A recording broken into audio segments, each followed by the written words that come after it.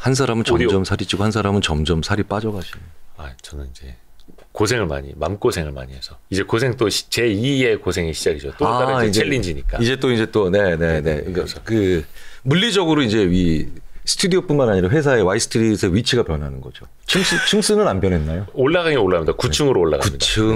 9층 올라가면은 권력감이 상당히 상승하죠. 아, 그래요? 왜 그거 있잖아요. 그 고층에 사는 아이들이 친구가 적어요. 오. 네네네. 와. 그러니까 왜냐하면 인간이 30만 년 동안 고고도에 살아본 적이 없어서 그 동굴 운막 이렇게 다 서서히 올라왔는데 그래서 이상하게 보면은 조사를 해보면 고층에 사는 아이들이 친구들이 부르면 잘 안 나가요. 오, 그래요? 오, 신기하다. 네, 그래서 왜 그 회장님들이 다 위층에 있잖아요. 네네네. 네, 다 꼭대기 있잖아요. 사실 제일 불편한 데인데. 아, 그렇죠. 네, 그런데 뭐 그 맨날 전망 즐길 것도 아니고. 그래서 예전에 제가 그냥 재미삼아는 아니고 그래도 뭐 흥미를 가지고 좀 해본 게 있는데 각반의 핵인싸들. 네. 제가 봤더니 전부 다 3층 이하에 살고 있어. 아, 그래서 그래요? 논문을 써볼까 하다가 그냥 재미에서 그치자라고 했는데 그러고 역으로 찾아보니까 실제로 관련된 연구들이 되게 많더라고요.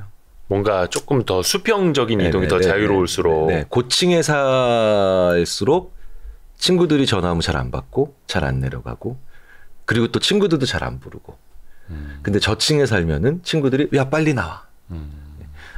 심지어는 뭐 목소리로도 가능하죠. 아, 부르는 거 옛날에. 네. 누구야 놀자. 네. 제가 개인주택 살아서 친구가 많은가 봐요.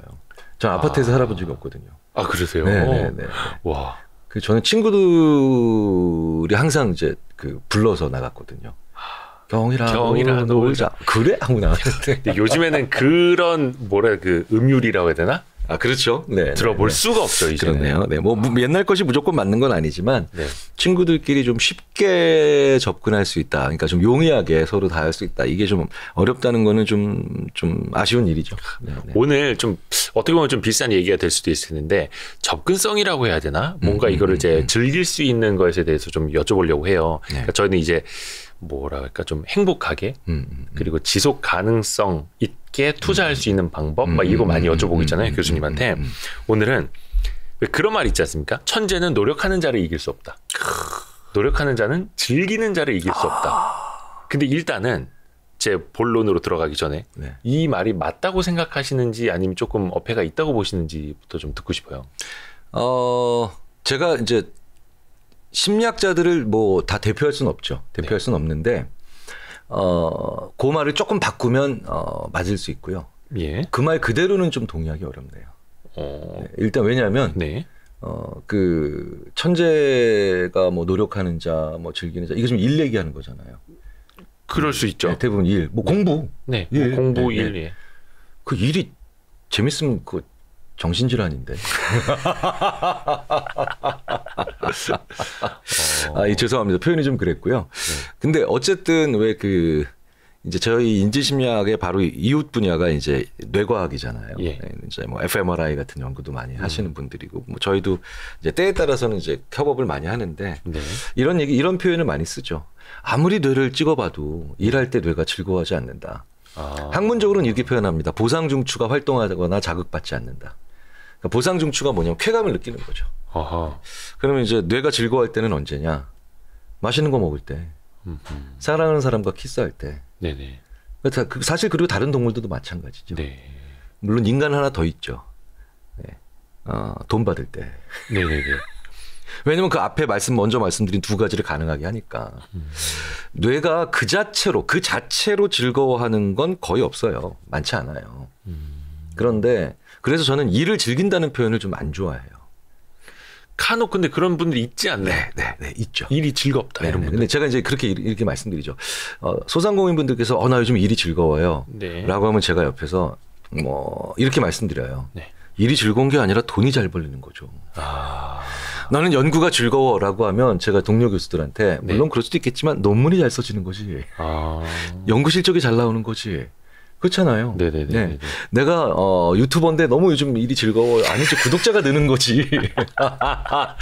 야, 맞네요. 그렇죠? 맞네요. 네, 그러니까 좀 구분해서 결국은 같이 연결돼 있지만 아주 밀접하게 연결돼 있지만 어쨌든 인과관계의 순서로 놓고 봤을 때 분명히 구분하는 건 그 자체로서의 일, 그 자체로서의 일, 그 다음에 일의 결과. 네. 이건 좀 구분을 해서 보자면, 왜냐하면 제가 그런 얘기를 많이 합니다. 동료 연구자들한테 연구가 즐거워라고 너무 그렇게 얘기하지 마. 그렇다면 네가 논문이 안 나왔을 때, 논문이 잘 안 써질 때도 연구가 즐거워야 되는데 그렇지 않잖아.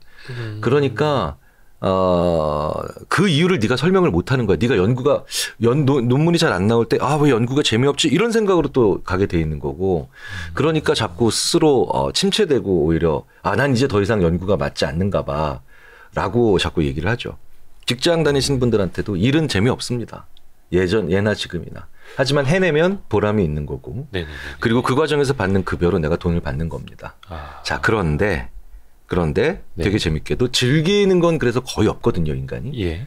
뭐 먹는 거랑 뭐 키스하는 거 이거 외에. 네. 그런데 인간이 머무는 거는 있어요. 그거를 즐긴다라고 표현하지 않고 심리학자들이 향유한다라고 보통 표현을 합니다. 향유. 네. 이건 몰입이랑 좀 다른 거예요. 향유. 네. 몰입은 플로우라고 해가지고 왜 그 강하게 뭐 무아지경이 될 때까지 혹은 그에 준하는 상황으로 들어가는 거죠. 예. 그렇죠? 그런데 향유는 뭐냐면 좀 쉽게 말씀드리자면 그냥 거기서 추적추적 되는 거예요. 뭔가 막 이렇게 몰입되어 있고 집중한 상태, 뭐가 들리지 않을 정도로 깊이 빠져든 상태가 아니라. 네. 그냥 계속 거기 머무는 거예요. 뭐 안 나와도. 네. 그러니까 이런 겁니다. 결론부터 먼저 말씀드리자면 몰입보다 중요한 건 향유예요. 몰입보다 중요한 게 향유. 네, 향유. 몰입은 뭐냐면 이제 거기 완전 들어가는 거죠. 사실 이건 목적의식이 강했을 때 나오기 좋아요. 그런데 그렇기 때문에 목적의식과 전혀 무관한 행동을 하면서도 몰입은 가능해요. 제가 이제 예전에 제 어머니가 저한테 잠깐 속으신 적이 있어요. 제가 초등학교, 전 국민학교 다니셨죠? 네. 네. 갑자기 뜨끔했습니다. 네. 이제 지금 초등학교를 다닐 때 제가 2학년 때인가 제가 정말 친구들이랑 축구하는 게 너무 즐거울 때가 있었어요. 네, 친구들이랑 노는 그렇죠. 거 너무너무 좋아할 때가 있었어요. 골목에서 다 놀 때니까. 네. 근데 저희 어머니께서 피아노를 배우게 하셨어요. 네. 피아노를 배우게 하셨는데 이제 피아노를 배워야 되는데 초등학교 2학년 남자아이가 지금 밖에서 골목에서 애들 공 차는 소리가 들려요. 그렇죠. 미치죠. 네. 그런데 선생님께서 너 이거 엘리제를 외워요. 뭐 이거 어느 정도 수준까지 치면 너는 이제 밖에 나가서 공차할 수 있다. 선생님께서는 당연히 하실 수 있는 전략이죠. 네네네. 몰입했어요. 이거 빨리 내가 치고 피아노에 몰입한 거야. 악보를 주는 족족 다 치네. 그러니까 어머니가 속으신 거죠. 얘가 피아노에 재능이 있구나. 재능이 있구나.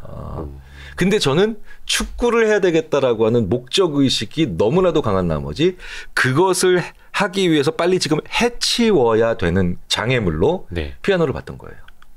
피아노를 봤던 거예요. 자, 그런데 이제 그러니까 이러고 난 다음에 피아노에서 막 선생님도 약간 속으셨어. 속으셨는데 되게 열심히 한다고. 네, 이제 겨울이 왔어요. 예. 친구들이랑 골목에서 축구를 못 해. 할 일이 없어. 그러니까 아무리 뭐 옆에서 뭐 체근을 해도 뭐 진도가 1도 안 나가는 거죠. 목적 의식이 없어진 거네요. 네, 그렇죠. 그러니까 몰입은 강한 목적 의식을 가지고 있을 때 순간적으로 들어가는 거예요. 그래서 몰입이라는 거를 너무 강조하면 제가 약간 너무 허구적이다라는 생각이 들어요. 그러니까 왜 몰입에 관련된 얘기들이 많잖아요. 네네네. 심지어는 제가 예전에 어떤 학교에서 선생님께서 몰입하란 말이야. 네네네. 뭔 말이야 이게 도대체. 뭘 해도 한 번에 쭉 빨려 들어가서. 근데 그게 목적의식 없이 안 되는 일인데. 목적을 못 만들어 놓고 몰입하라 그러니까 사실은 말이 성립이 안 되는 거죠. 자, 그런데 향유는 뭐냐면 목적이 없어도 계속 머무는 거라니까요. 목적이 없어도. 네. 제가 그런데 그게 언제 경험했냐면 제가 고등학교 2학년 때 음악실을 옆을 지나가는데 1학년 때구나. 네. 근데 2학년 선배 한 분이 피아노를 치고 계셨어요. 네. 근데 그게 너무 멋있는 거야. 피아노를 또 되게 잘 치시는 분이었어요. 누군지 말씀드리면 아세요. 네. 예전에 90년대에 정말 유명한 뮤지션이죠. 김현철 씨. 달의 몰락부. 네네네. 제 고등학교 1년 선배세요. 네네. 물론 제가 나중에 제가 선배님 보고 그런 일이 있었어요. 그랬더니 기억도 못 하셨지만. 근데 어쨌든 김현철 선배가 피아노를 치는데 너무 멋있는 거야. 그러니까 멋있는데 내가 저렇게 되고 싶은 욕구도 아니고 그냥 멋있어. 그 자체가. 네. 근데 처음으로 피아노 소리가 아름다웠다라는 걸 그때 들었어요. 초등학교 때 배우셨는데. 네, 네, 네. 그래서 그때부터 제가 피아노 학원에 다시 다녔어요. 자발적으로. 대학교 때요? 고등학교 2학년. 고등학교 때. 고등학교 1학년 때. 네네네. 그래서 2학년 될 때까지 거의 고3 되기 직전까지. 그래서 저희 담임 선생님이 너 미친 거냐고. 저희 어머님한테도 전화하셨어요. 제가 자율학습 만들어 오고 피아노 학원 간다고. 이야, 그거 쉽지 않은데. 네네네. 근데 물론 그러면서 굉장히 스트레스도 많이 완화되고 그 다음에 여러 가지 뭐 이제 좀 어떻게 인간이 일을 많이 해서 오는 게 번아웃이 아니라 일만 해서 오는 게 번아웃이잖아요. 그렇죠. 지난번에 그 말씀 해주셨죠. 큰 그러니까 있었습니다. 네, 공부를 많이 해서 오는 게 힘든 게 아니라 공부만 해서 오는 게 힘든 거거든요. 그래서 피아노 치면서 많이 저는 그 자기를 리프레시한다고 하죠. 이런 것도 있어서 좋긴 했는데 어쨌든 제 인생에서 처음으로 무언가를 향유해 본 거예요. 그냥 피아노 학원에서요. 그 자체가. 피아노 학원에서 선생님이 피아노 소리 듣는 것도 좋고 제가 치는 것도 좋고 심지어 그 못 치는 것도 좋고 사실 저는 실용음악 그 학원에 다녔기 때문에 코드법 잡는 법 이렇게 이제 클래식 음악 배우는 것처럼 딱 이렇게 배우는 게 아니라 코드를 잡고 그 다음에 뭐 재즈면 재즈, 왈츠면 왈츠 이렇게 장르별로 치는 걸 배웠는데 와. 그냥 그렇게 배웠어요. 근데 1년을 그렇게 배웠는데 초등학교 때 3년 배운 것보다 뭐 거의 일주일, 2주일 만에. 근데 몰입은 아니야 확실히. 그냥 계속 거기 있어. 네. 성과도 안 나와. 물론 성과는 나중에 나온 적은 있어요. 왜냐면 제가 그런데 내가 엄청난 뮤지션이 돼야 되겠다. 내가 김현철 선배를 따라잡아야 되겠다. 현철이 형을. 이런 것도 아니고 그냥 소리가 좋은 거예요. 나한테 오는 소리가 좋은 거. 근데 그 자체를 보면 누군가 보면 저 사람은 저거 자체를 즐기고 있구나 이렇게 볼 수가 있고 본인도 나도 이 자체를 즐기고 있구나라고 받아들일 수 있는 거죠. 그게 이제 향유인 거죠. 근데 그게 네네. 일이나 공부가 그 자체로 되기에는 어렵다라는 그렇죠. 거고. 어렵죠. 쉽지 않아요. 그러면 어떻게 될까? 그거 자체로 그러면 이거는 목적 의식이 있어야 돼. 내가 어떻게 보면 의도적으로 몰입을 해야 돼라고 그냥 그 자체로 받아들이면 되는 걸까? 아니면 제가 묻고자 하는 건 이겁니다. 어떤 사람들은 그게 즐겁다고 하는데 나는 왜 즐겁지 않을까? 예를 들어서 그겁니다. 투자 공부도 많은 분들이 많이 하시는데 어떤 분들은 기업 분석하고 재무제표 보고 사업보고서 보는 것 자체가 재밌다라고 하는 분들도 있고 어떤 분들은 너무 힘들어. 어려워. 이게 어떻게 즐거운 거지? 난 아직도 모르겠는데 근데 또 돈을 벌기 위해서는 해야 돼. 성공하기 위해서는 공부를 해야 돼 라고 하시거든요. 그럼 과연 이 사이에는 뭐가 있길래 그런 걸까? 그러니까 첫 번째 힘들어는 목적이 돈이기 때문에 너무 그 자체로만 가여 있기 때문에. 근데 두 번째는 부산물이 돈이기 때문에. 그러니까 근데 그거는 뭐 아주 많이 들어보셨던 얘기일 거예요. 돈을 벌려 하지 말고 돈이 따라오게 해야 된다. 그렇죠. 굉장히 많이 들으셨죠. 네. 근데 이게 뭐냐면 사업 보고서를 보고 그 다음에 그 회사의 실적도 보고 그 회사에 관련된 뉴스도 보고 하면서 그거를 통해서 내가 많이 알아가고 있구나를 어떻게 느낄까요? 다른 사람들과 공존하면서 알게 되는 거예요. 네. 얘기도 해보고 그 다음에 그러면서 다른 현상도 이해하게 되고 그러면 세상에 분리되어 있는 일들이 아니라 저렇게 기상이변이 많아. 그럼 자연스럽게 소위 말해서 곡물회사 같은 것도 그래서 관련이 있구나. 네. 그러니까 뭐냐면 우리가 뭔가를 알아가면 앞으로 미래 있죠. 네. 미래를 알려고 하기 때문에 우리가 하잖아요. 네네네. 근데 진짜 사람이 향유할 수 있는 게 뭐냐면요. 과거를 반추할 수 있을 때 그게 진짜 아주 큰 향유감이 와요. 그때 그랬지. 그때 그게 그래서 그런 거구나. 이걸 아는 거. 대부분의 사람들은 지식과 정보를 미래를 추리하려고 그래서 뭔가 막 맞추려고 하고. 네. 근데 대부분 그러니까 고통스러운 작업이 되죠. 귀납이 앞으로 일어날 일을 예측하려고 하는 거고 귀추가 예전에 그 일이 왜 일어났는가를 보려고 하는 거야. 그러니까 이제 귀추가 뭐냐면 우리는 자꾸 귀납하려고 해요. 귀납은 뭐냐면 이런 일이 있었고 이런 일이 있었고 이런 일이 있었으니까 요렇게 일어나겠지 하는 거야. 대부분 이제 우리가 투자해서 하는 거죠. 그런데 귀추는 뭐냐면 반추하는 거죠. 그러니까 그 일이 그래서 일어났구나.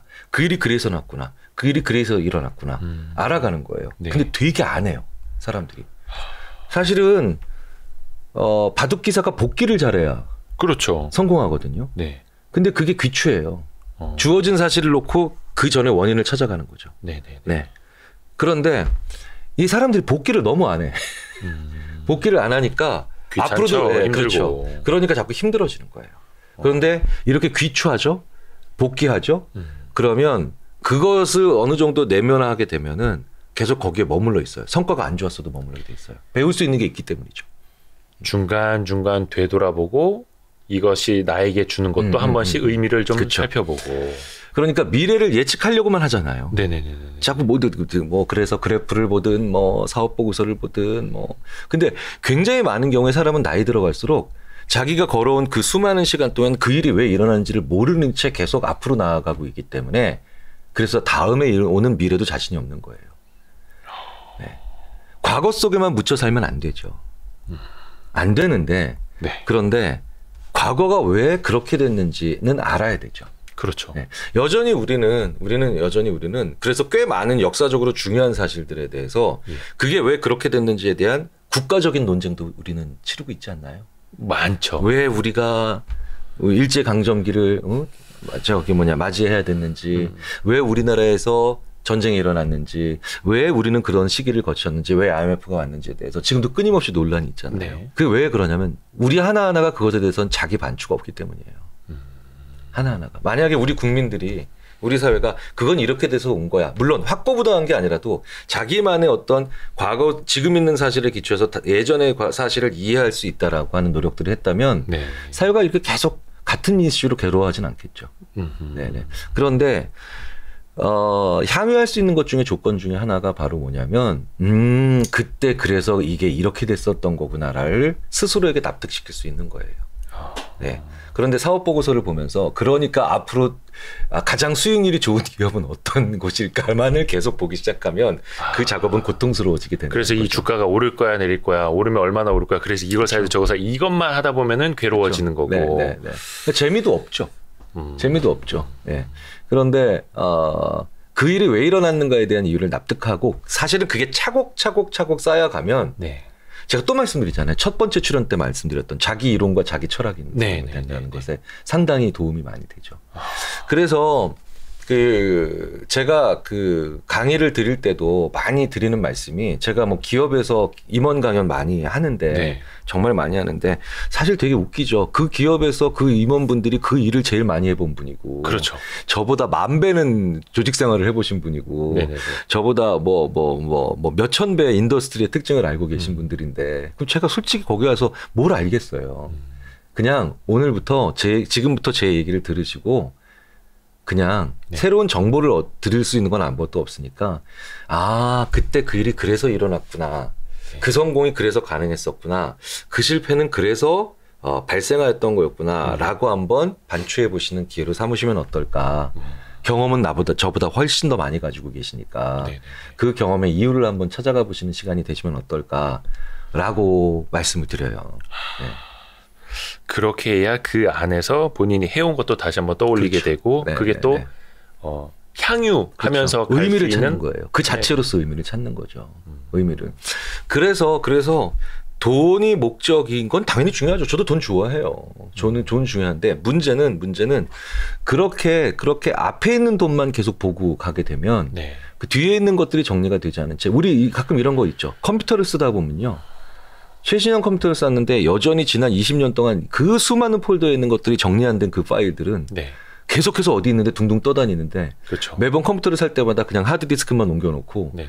마치 나는 막 뿌리가 흔들리는 것 같은 느낌 네. 혹은 근본 없이 사는 것 같은 느낌 그리고 가끔 이런 거 있죠. 내가 이것만 이 파일에 있는 건 내 컴퓨터 지난 20년 동안 썼던 컴퓨터 폴더 파일만 제대로 정리해도 나 굉장히 체계 잡힌 인간 될 것 같은데 그 수많은 정보도 있죠.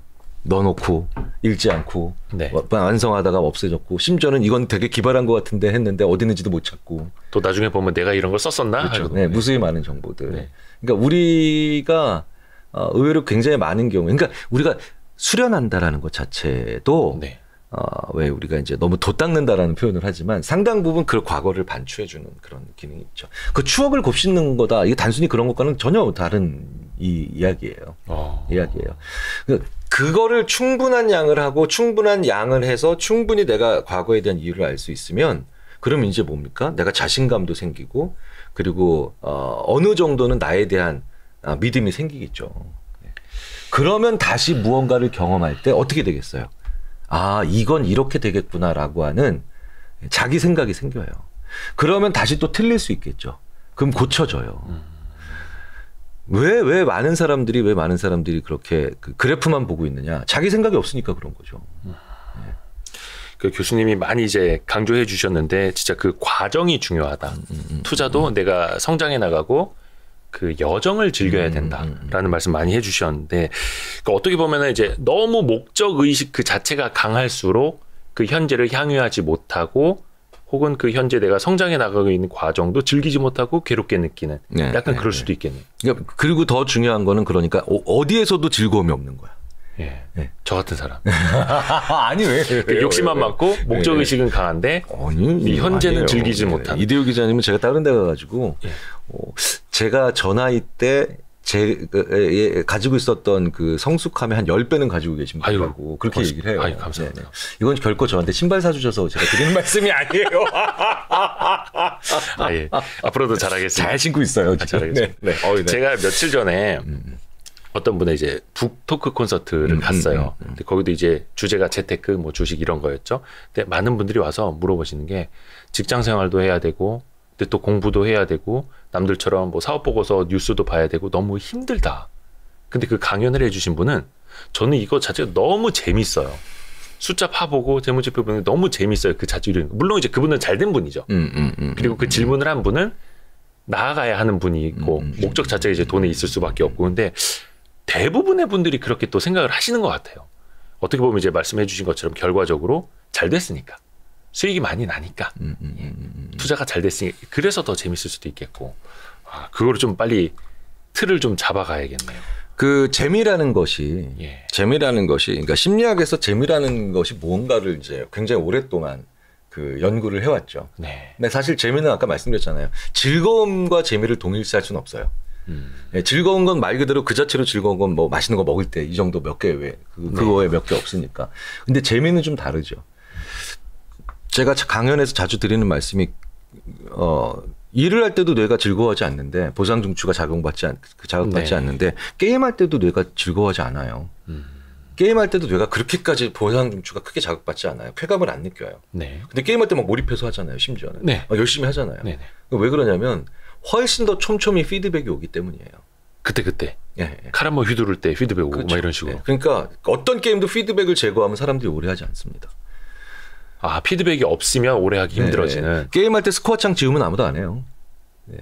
옛날에 애니팡 기억나시죠? 전 국민이 한 2년 하셨죠. 네네네. 애니팡을 삐용 그러면서 막 사라지고 터지고. 스코어랑 실시간 랭킹 이건 피드백이 게다가 더블이야. 두 개가 있죠. 네. 실시간 랭킹이랑 그 다음에 스코어 두 개 딱 싹 다 지우고 만약에 해보기 하잖아요. 그냥 그 행위 자체로만 5분 이상 하는 사람 없어요. 5분 이상 하는 사람 없어. 그거 너무 지겹거든요. 정말 재미없어지죠. 재미없어지죠. 그러니까 재미가 뭐냐면 훨씬 더 구간을 잘게 썰어낸 자기 시각이에요. 그래서 만약에 예를 들어서 KTX를 타고 부산을 가잖아요. 서울에서 그럼 2시간 반 정도 걸리죠. 되게 지루하죠. 그렇죠. 그런데 이런 식으로 가면 그냥 무의미할 수도 있겠지만 어쨌든 시간 잘 가는 건 뭐냐면 쭉 KTX 시간표를 보고 서울 다음에 광명 다음에 오송 다음에 대전 뭐 그다음에 뭐 동대구 이렇게 쭉 구간을 딱 보고 여기서부터 여기까지는 몇 시간에 가지? 여기서부터 여기까지는 몇 분에 가지? 그래서 한번 잘라봐요. 일단 해봐 그걸 내가. 네네. 그런 다음에 가다가 보니까 여기서는 2분 초과네? 여기서 1분 단축했네? 그럼 다음에는 그러면 제 시간에 가나? 뭐 이런 웃기지만 이런 게 가능해. 그러면 부산에 와 있어. 네네. 심지어. 그러니까 8개 구간으로 쪼개고 난 다음에 한 구간씩 들여다보기 시작하니까 금방 오죠. 금방 와요. 심지어는 저는 그 놀이를 했는데 동대구쯤 왔는데 벌써 동대구야 짜증나게 막. 와 신기하다. 그렇죠. 그게 게임이에요. 게임이 아무런 스코어 없이 쭉 했다가 you win 마지막에 이렇게 보여주는 게 아니고 철권 같은 게임을 해도 계속 바가 움직이잖아요. 바가. 그러니까 스포츠보다 더 재밌어서 e스포츠가 됐잖아요. 그러네요. 그러니까 돈만 바라본다라는 걸 너무 진짜 또 무슨 또 신성 같은 얘기하고 있다. 돈만 바라보지 말라를 신성 같은 얘기하고 있다. 그게 아니라니까요. 돈까지 가기 위한 과정을 즐기라는 것도 또 교과서적인 얘기가 아니라니까요. 가장 전략적인 얘기예요. 전략적인 얘기. 그러면 8개 구간으로 놓고 보면은 각 구간에서 일어난 일들 하나하나가 의미한 에피소드가 되죠. 그러니까 주식 투자든 뭐든 네. 그거를 8개의 종목으로 나누면 그렇죠? 소위 말하는 사업 보고서에 대한 지식, 뭐 예를 들어서 시총에 대한 관점, 네. 그다음에 세계 경제에 대한 동향에 대한 뭐 이게 과목이 8개가 생기지. 네. 그럼 과목 8개 중에 4개는 그래도 점수가 괜찮았는데 그래도 종합 점수는 별로지만 뭐 이런 식의 생긴 이런 일들이 생겨서 내가 가져가는 것과 가져가지 못하는 것들 결국은 그리고 이룬 것들과 이루지 못한 것들이 이게 좀 이렇게 이퀄라이징이 된단 말이에요. 그래서 게임에서 제일 중요한 게 게임보다 중요한 게 게임 리포트고 네. 결과적으로 어떤 게임이 성공하느냐 성공하지 못하느냐는 어떤 피드백을 주느냐가 결정하는 거예요. 와. 자기가 자기한테 플레이한테 더 자주. 네. 그래서 예를 들자면 제가 이제 저한테 그 얘기를 듣던 한 분은 그래서요 저는요 해외 주식하는 것과 그 다음에 국내 주식하는 것을 증권사 앱을 다른 회사로 했어요. 네. 일단 그러니까 리그가 달라. EPL에서 좀 잘 안 됐는데 세리에에서 좀 성공할 수도 있어. 네. 이제 이러면서 머리가 좀 뜨끈해지더래요. 뭐 완전히 올인하자, 혹은 오늘부터 이제 다 그만두자 이게 아니라. 네. 계속 더 보게 되더래요. 자, 그래서 그러면 다음에는 코스닥이랑 코스피는 또 구분하셔도 되겠네요. 네, 벌써 구분해 왔더라고요. 그러니까 이게 꼭 그렇게 하시라는 게 아니라 종목, 구간, 그 다음에 인터벌, 간격, 네. 뭐 이런 여러 가지 것들을 구분을 하시면 셀프 게임이 되는 거예요. 그게 게임의 정의예요. 피드백을 잘게 썰어주는 거, 매번 그때마다 주는 거. 네. 그런데 우리는 뭐든지 한 통에 넣으려고 하죠. 그래서 계란을 뭐 한 바구니 담지 마라라고 하면은 제가 이걸 실천하려면 어떻게 되나요?라고 하면 제가 그러니까 앱을 10개를 설치하세요. 약간 이거 어떤 뭐 행복의 관점에서 보면, 심리적인 관점에서 보면. 근데 그게 학습량도 늘린다는 겁니다. 학습량도 내가 모든 걸 한 계좌에서 관리하면 결국은 마이너스냐 플러스냐 이것만 남죠. 그런데 참으로 인간은 재미있게도 마음의 계좌들이 있어요. 마음의 계좌들이. 아까 보니까 그게 행동경제학이거든요. 네. 여기 행동경제학 아까 보니까 있던데. 여기 있다, 여기 있다. 생각에 관한 생각. 네네네. 이거 카네만. 2002년에 노벨 경제학상 받은 사람. 예. 이거 절대 연출이 아닌데. 저희도 얼마 전에 다뤘습니다. 노이즈도 있구나. 카네만 책도 있네요 밑에. 네, 노이즈도 있습니다. 제 책은 없네요. 있죠, 당연히 있죠. 타인의 심리나 타인의 생각, 타인의 마음. 타인의 마음. 많이 읽으라고 또 이제 장렬합니다, 주변 사람들. 이제 나중에 돌려보시기가 가능하실 텐데요. 네. 우리 이대호 기자님은 절대 거짓말을 못 하시는 분이라서. 지금 눈을 엄청 깜빡이고 계세요. 표가 나요. 근데 열심히 보고 있습니다. 우리 교수님이 해주신 말씀을 노트 정리로도 이렇게 열심히 하고 있고. 근데 어디까지 여쭤봤더라? 피드백 게임. 행동경제학. 네. 그래서. 그게 행동경제학의 핵심이에요. 그래서 계좌도 쪼개고. 나누라, 많이 쪼개라, 나눠보라, 그리고 각기 다른 데다 설치해놓고 봐라. 그게 결국은 정해놓고 보면은 종목이, 그러니까 올림픽 우리가 왜 봐요? 대륙간컵 역도선수권대회 이런 거 안 보죠. 그 다음에 뭐 국제 펜싱대회 이런 거 단일 종목 잘 안 보잖아요. 네. 근데 올림픽을 자꾸 틀어놓고 계속 아무 생각 없이 그냥 볼 때 많죠. 왜냐면 그게 피드백이 여기저기서 계속 나오거든. 그게 올림픽이에요. 어느 경기장 중계 갔다가 저 경기장 중계 갔다가 막 이러고. 그러니까 뭐 A 종목에서 아까 탈락했다. 그래도 우리는 희망을 갖고 B 종목을 가서 또 보죠. 다른 체육관으로 갑니다. 뭐 카메라 넘기고. 사실 그걸 다 합치면 그게 역동성이죠. 역동성이에요. 그러니까 우리가 나중에 결과적으로 지나서 인생을 보면 무엇을 해서 후회한 것보다 무엇을 안 해서 후회한 게 더 많은데 되게 웃긴 건 안 해서 후회한 것 때문에 큰 사고를 나중에 더 저지르지. 하지 말아야 될 것들. 그런 그 악순환이 벌어지는데 그렇기 때문에 무엇이든지 조금씩 하게 만들려면 채널을 여러 개를 만들어 놓고 그걸 해야 되죠. 그래서 저도 그 증권사 앱이 4개가 깔려 있어요. 4개가.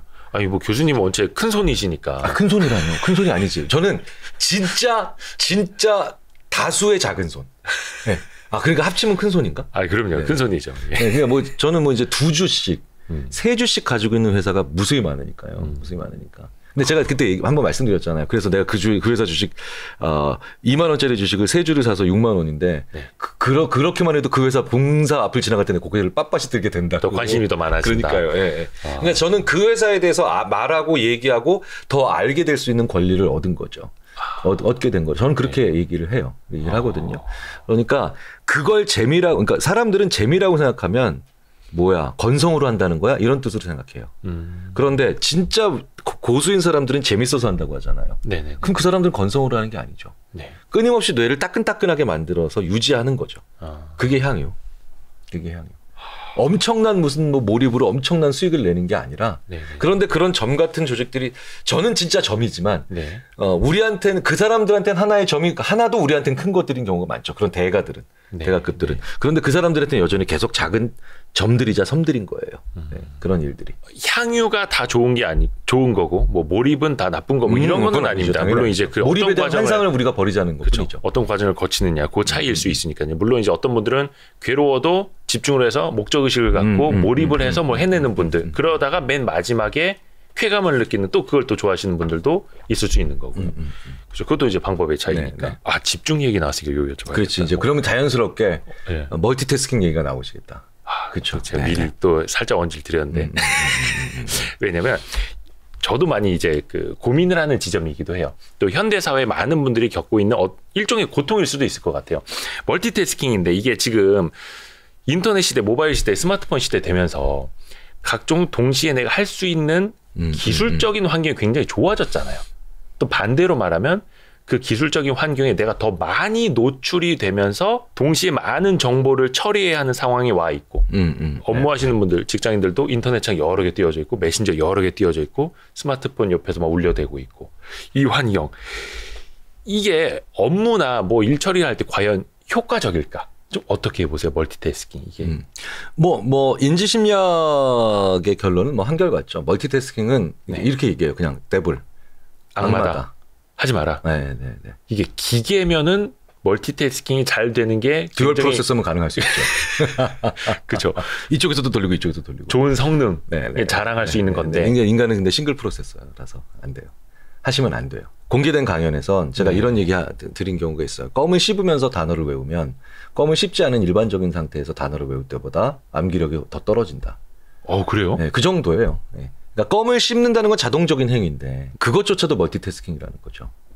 그럼 이제 가끔 아니야 껌 씹는 게 암기력 향상에 도움된다는 연구 있어. 그거는 껌을 씹고 뱉고 난 다음에 직후에 단어를 외우면 도움이 돼요. 그러니까 보통 이렇게 보죠. 저작 활동이라 그러죠. 네네네. 저작 활동으로 인해서 뇌의 각성이 이루어진 다음에 바로 직후에 하는 행동에 대한 초점화가 이루어진다. 더 잘. 네. 뇌가 자극받은 다음에 그 직후에. 네네네. 그것도 그렇게 그냥 어렵게 표현을 해요. 그냥 논문에서는. 근데 어쨌든 그거는 도움되는 경우가 있어요. 네, 꽤 있어요. 하지만 껌을 씹으면서 단어를 외운다. 이것도 멀티태스킹이라는 거죠. 핸즈프리나 블루투스나 이런 거 있죠. 네네네. 네, 이런 거를 가지고 통화를 하면서 운전하시는 거 그러니까 위험해요. 실제로. 그러니까 전화기를 들고 하는 게 아니라 핸즈프리 끼고 이렇게 해도 위험할 수 있나요? 근데 심지어 그 반대의 위험도 있어요. 도로에서 벌어지는 일에 대처하다 보니까 통화 내용을 대답은 하고 있는데 전혀 기억 못해. 그런 경우도 가능해요. 저는 심지어 저한테 이런 케이스도 있었어요. 제가 30초 동안에 있던 대화를 조금도 기억을 못 하는데 상대방이 녹취한 걸 들려주고 난 다음에 들으니까 내가 그 대화를 아주 자연스럽게 하고 있더래요. 근데 무의식적으로 대화를 하고 있었던 거예요, 운전하면서. 근데 그분이 왜 그 얘기를 저한테 할 수밖에 없었냐면 되게 낭패를 보셨어요. 이런 대화였어요. 네, 그럼요. 제가 계약사항에 그거 안 넣으면 그냥 그 자리에서 계약 파기하셔도 됩니다. 그럼요. 제가 그 계약 그 장소에 그거 가지고 가죠. 그것이 그 시제품 안 가지고 가면은 그냥 거기서 계약 무효하셔도 돼요. 이 대화를 하고 있더라니까요. 근데 계속해서 중간에 잘 들어보면 빵빵빵빵 하면서 오오오 하면서 클락션 울리고 있고 그러니까 멀티태스킹을 하는 과정에서 대화는 자동 습관적으로 하고 있는데 기억이 날아간 게 아니죠. 머리에 아무것도 안 들어간 거예요. 저장 자체가 안 된 거예요. 그러니까 우리는 일반적으로 위험한 거는 이제 운전이 위험할까 봐 전화하지 마라 하는데 그렇죠. 전화한 것 내용 자체가 또 내 인생에 그렇죠. 중요한 대화를 전혀 기억 못하게 할 수도 있어요. 와, 이거 완전 발상을 달리 좀 그러니까 그런 케이스들이 있어요. 그래서 왜 그 아주 스마트한 서비스들 우리나라에서도 그게 먼저 제가 알기로는 우리나라 자동차에서 가장 먼저 한 거라고 알고 있는데 왜 후진기어 넣으면 라디오나 핸즈프리를 통화하고 있을 때 주차할 때 후진기어 넣으면 볼륨이 확 줄어들어.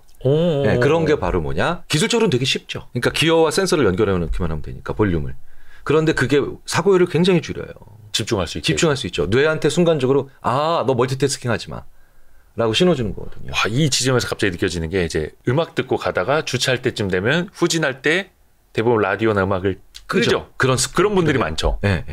집중하려고 순간적으로. 그렇죠. 그거는 고수들이에요. 그 정도면.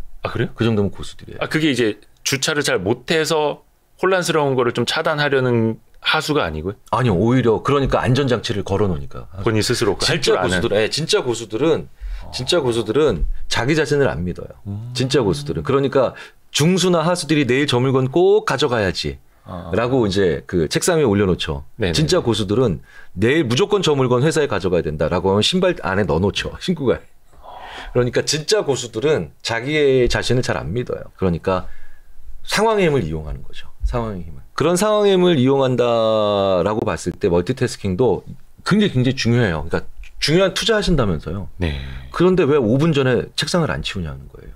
내가 주식을 투자를 한다라고 하는데 왜 내가 그 전에 창을 안 닫냐는 거예요. 돈이 왔다 갔다 하는 거예요. 당신 인생 그렇게 좋은 중요한 일이기 때문에. 중요한 판단을 하고 있는데 음악 끄고 유튜브 끄고 창 내리고 책상 치우고 하셔야죠. 단만 몇 분이라도. 중요한 서류 볼 때는 다 치우시는 게 아니에요. 그냥 어쨌든 치우시는 휘징을 해요. 내가 집중할 수 있게. 뇌에 암시 주는 거죠. 뇌한테 말 거는 거예요. 나의 뇌한테 말 거는 거예요. 나 지금 집중해야 되는 일을 하고 있다. 뇌야. 나 지금 중요해. 그러니까 치우는 행위. 네네. 이런 것들이 필요해요. 그 자체만으로도 내 뇌에게 하나의 신호를 주는. 이렇게 말씀드리면 꼭 또 이런 분들이 계십니다. 네.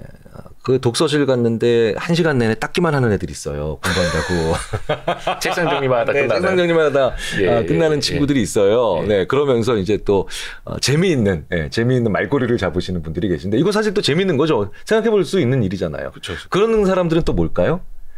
뭐 할지를 아직 안 정했기 때문에 그런 거예요. 내가 독서실 가면 오늘 수학에 3차 방정식부터 해야 되겠다. 요것만 가지고 있어도 그렇게 치우는데 계속 시간을 보내진 않아요.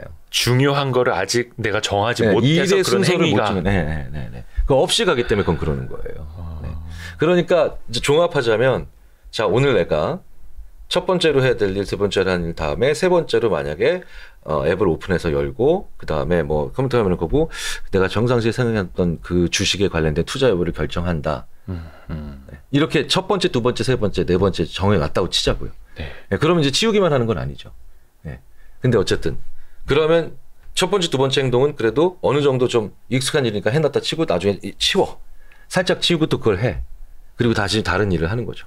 네. 그래서 제가 아는 분은 그것만 하는 컴퓨터가 따로 있어요. 주식 투자할 때만 쓰는 컴퓨터가 따로 있어요. 아, 거기에 뭐 다른 거 저장하지 않고 경건한 마음으로 주식창을 여는. 네. 그리고 그 컴퓨터는 여전히 그분은 그러면서도 습관적으로 다른 거 열까 봐 약간 올드 랩탑. 한 5년 전, 6년 전에 썼던 랩탑으로 그걸 한대요. 다른 거 막 멀티가 안 되도록. 그거는 자동적으로 멀티가 안 되는 거야. 근데 저도 제 연구실에 가면 제 책상 앞에는 그래도 꽤 나름 최신 기종의 컴퓨터가 있어요. 예. 그런데 그거로 이제 뭐 오전 8시 반에 이제 연구실에 출근했는데 10시쯤 됐는데 창이 벌써 한 15개 열린 경우가 꽤 많죠. 그렇죠. 네. 그게 또 15개 중에 하나도 못 내린다. 왠지 다 오늘 일과 관련이 있는 것 같아. 그렇죠. 이따가 봐야지. 다 필요한 것 같아. 그래서 그렇기 때문에 5년 전에 썼지만 지금도 그 연결해 놓은 랩탑으로 가요. 그 책상이 아니라 옆에 있는 그냥 회의 책상으로 가서 이제 그걸로 일을 해요. 어쩔 수 없이 엑셀밖에 못 열기 때문에. 차라리 그게 더 낫다라는 거죠. 그래서 뇌를 진정시켜서 순차적으로 병렬적이 아니라 멀티태스킹이 아니라 스위칭하게 만들어주는 거죠. 그렇게 모드를 한 1시간 정도 하고 나면 되게 신기한 건 이제 원래 책상에 돌아오면 이제 끌 수 있는 건 끄게 되더라고요. 뇌를 병렬적으로 스위칭할 수 있게끔 만들어놔야 된다. 그러니까 뇌를 순차적으로 스위칭하게. 병렬적이라는 말이 결국은 함께 다 패러렐하다는 뜻으로 이제 멀티태스킹이랑 그 같은 말이 되니까 뇌를 병렬적으로 계속 뭘 하지 않게 하게 해서 혼란스럽게 만들지 않고 순차적으로 계속 이 일 다음에 이 일, 이 일 다음에 이 일, 이 일 다음에 이 일 스위칭하게 하는 거죠. 스위칭이랑 다르거든요. 그래서 가끔 저한테 또 질문하시는 분들이 계세요. 아니 분명히 내가 얼마 전에 과학 면에서 여성이 남성보다 멀티태스킹 잘한다. 이런 얘기를 내가 분명히 기사를 읽었다. 그리고 그 연구자도 굉장히 유명한 연구자다. 이거 어떻게 된 거냐. 이러면 이제 제가 이렇게 설명드려요. 그때는 그 기자님이 말씀하시는 멀티태스킹과 제가 지금 얘기하는 멀티태스킹은 좀 의미가 다르다. 그 기자님은 결과적으로 멀티태스킹을 얘기한 거다. 여러 가지 일을 결국은 그 기간 내에 해낸 거예요. 그것도 멀티태스킹이라고 보신 거예요. 근데 인지심리학에서는 그건 멀티태스킹이 아니에요. 진짜로 이 순간에 정말 동시에 두 가지를 하는 거예요. 그게 멀티태스킹이고 네. 그분의 그 기사의 맥락을 보면 그거는 스위칭을 잘하는 거예요. 10분 동안 이 일을 했다가 15분 동안 이 일을 하고 네. 다시 8분 동안 이 일로 왔다가 다시 또 저 일로 9분 동안 가고 어쨌든 멀티태스킹은 아니죠. 스위치한 거죠. 약간 좀 제가 헷갈려서 그런데 저도 이제 그런 식으로 이게 멀티태스킹인지 스위칭인지는 헷갈립니다만 이거를 하다가 또 다른 연락이 오면 이거 하다가 또 저거 준비하다가 막 이렇게 많이들 하거든요. 모니터 이렇게 2개 쓰고 태블릿도 쓰고 이렇게 하면서 근데 가끔 뭔가에 빠질 때가 있어요. 빈틈으로 빠져버리는 거죠. 내가 지금 뭐 하려고 했지? 내가 지금 뭐 빠뜨린 거 아닌가? 그 다음에 뭐 해야 되지? 약간 이렇게 그게 멀티태스킹이에요. 그럼 그게 멀티태스킹했다는 그 증거입니다. 뭐냐면 이 쭉 가고 있는데 이 일이 중간중간에 이렇게 끼어드는 거죠. 마치 꿈을 꾸는 것처럼 갑자기 왜 내가 여기 와 있지? 이런 일이 벌어지는 거죠. 네네. 스위칭을 하면요. 다시 그 일로 돌아가서 그 끝을 조금만 생각해 보면 그 끝이 어디였는지가 생각이 나요. 네. 그러니까 요렇게 하고 요렇게까지 요 일하고 여기까지 요 일하면 여기까지 요 일로 돌아가면서 약간만 길을 잃은 고개를 왔다 갔다 해보거나 아니면 생각을 해보면 여기서 끝났지. 이게 되는 거예요. 그러니까 완전히 길을 잃어버린 것 같은 느낌. 이런 게 나왔다면 지난 2시간을 좀 후회하셔야 돼요. 네네. 저는 그거 되게 자주 그러거든요. 요즘에 그나마 조금 덜한 것 같긴 한데 한동안에 뭐 막 일하고 저거 하다가 인터넷 창을 딱 띄웠어요. 검색하려고. 근데 내가 지금 뭐 찾으려고 그랬지? 내가 지금 뭐 검색하려고 했지? 까먹는 거예요. 그래서 이거 진짜 병원을 가봐야 돼요. 그럴 정도로. 그러니까 뭘 안 하면서 그 일을 하셔야 되는가를 좀 고민을 하셔야 되죠. 그럼 병원에 갈 일이 아니라 그게 오히려 더 잘나면 그게 더 이상한 거 아닐까요? 그거는 오히려 전혀 문제가 아닌 거고요. 네네. 그 실제로 왜 치매를 연구하는 분들도 그런 일들 있잖아요. 그런 일들을 경험하면 심지어는 왜 그 기억에 관련된 연구자들이 보면 여행을 가려고 자동차 시동을 걸었는데 갑자기 목적지가 생각이 안 났습니다. 어마어마한 문제가 있는 것 같잖아요. 이거는 건망증이 아니라 조금... 거의 뭐 치매 수준인 것 같잖아요. 오히려 그런 거는 꽤 많은 경우에 그건 스트레스가 너무 심하신 겁니다. 이렇게 얘기를 해요. 예? 여행 가려고 하는 건데? 네. 그러니까 무슨 얘기냐면 왜냐하면 여행을 가려고 하는데 그럼 내가 어제까지 오늘 아침까지 그런데 그 사이에 너무 많은 다른 생각들을 해서 순간적으로 길을 잃어버리는 거예요. 그러니까 그거는 오히려 뇌가 망가지는 게 아니에요.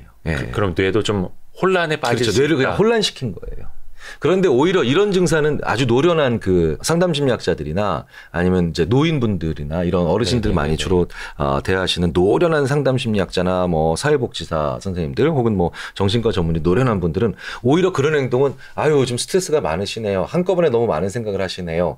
라고 하면서 그거는 오히려 환자를 진정시키는 경우가 많고 예를 들어서 고스톱을 치시는데 직전에 쳤던 카드가, 그러니까 패가 생각이 안 나. 이건 오히려 되게 심각하게 봐요. 왜? 이건 다른 일을 하고 있는 게 아니고 싱글 테스트를 하고 있는데. 그런데 오히려 무너지고 있으니까. 길 한 곳을 곧게 걸어가다가 내가 지금 어딜 가고 있지? 라고 하면 좀 치매일 수 있는 그건 좀 위험하죠. 본인이 길을 막 격자로 그렇죠. 그러면서 통화하고 있고. 거미줄처럼 해놓고 하다가 내가 지금 어디로 가고 있지? 이거는 너무나 당연한 거네요. 네. 그런데 그게 까먹은 거의 크기가 크다고 생각하는 사람들은 오히려. 여행지 뭐 이렇게 의미가 거창하거나 까먹은 것의 크기가 크다고 생각을 하면은 우리는 더 오히려 더 막 놀래고 야 고스톱 맞고 치는데 뭐 이전에 직전에 했던 패 생각 안 나면 뭐 어때 뭐 이렇게 생각을 하는데 그 오히려 그건 작은 일이라고 생각하지만 노련한 그 클리니션들 임상가들은 오히려 다르게 반대로 생각한다는 경우가 많더라는 거죠. 네. 저는 한때 그런 것도 막 되게 많이 자책을 했었거든요. 나는 왜 이렇게 멀티태스킹이 안 되지? 이거 왜 다 동시에 기억을 못하지? 막 이렇게. 근데 그렇게 하면 안 되는 거네요. 그렇죠.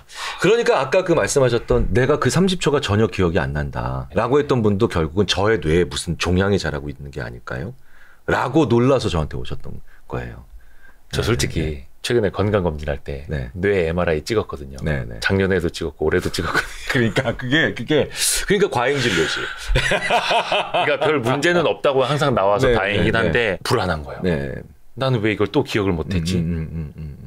야 그러면 안 되는. 그러니까 습관을 바꿔야 되는 거네요, 그냥. 그래서 가끔 이런 경우들이 있어요. 이민을 가신 분들이 갑자기 나 머리가 좋아진 것 같다.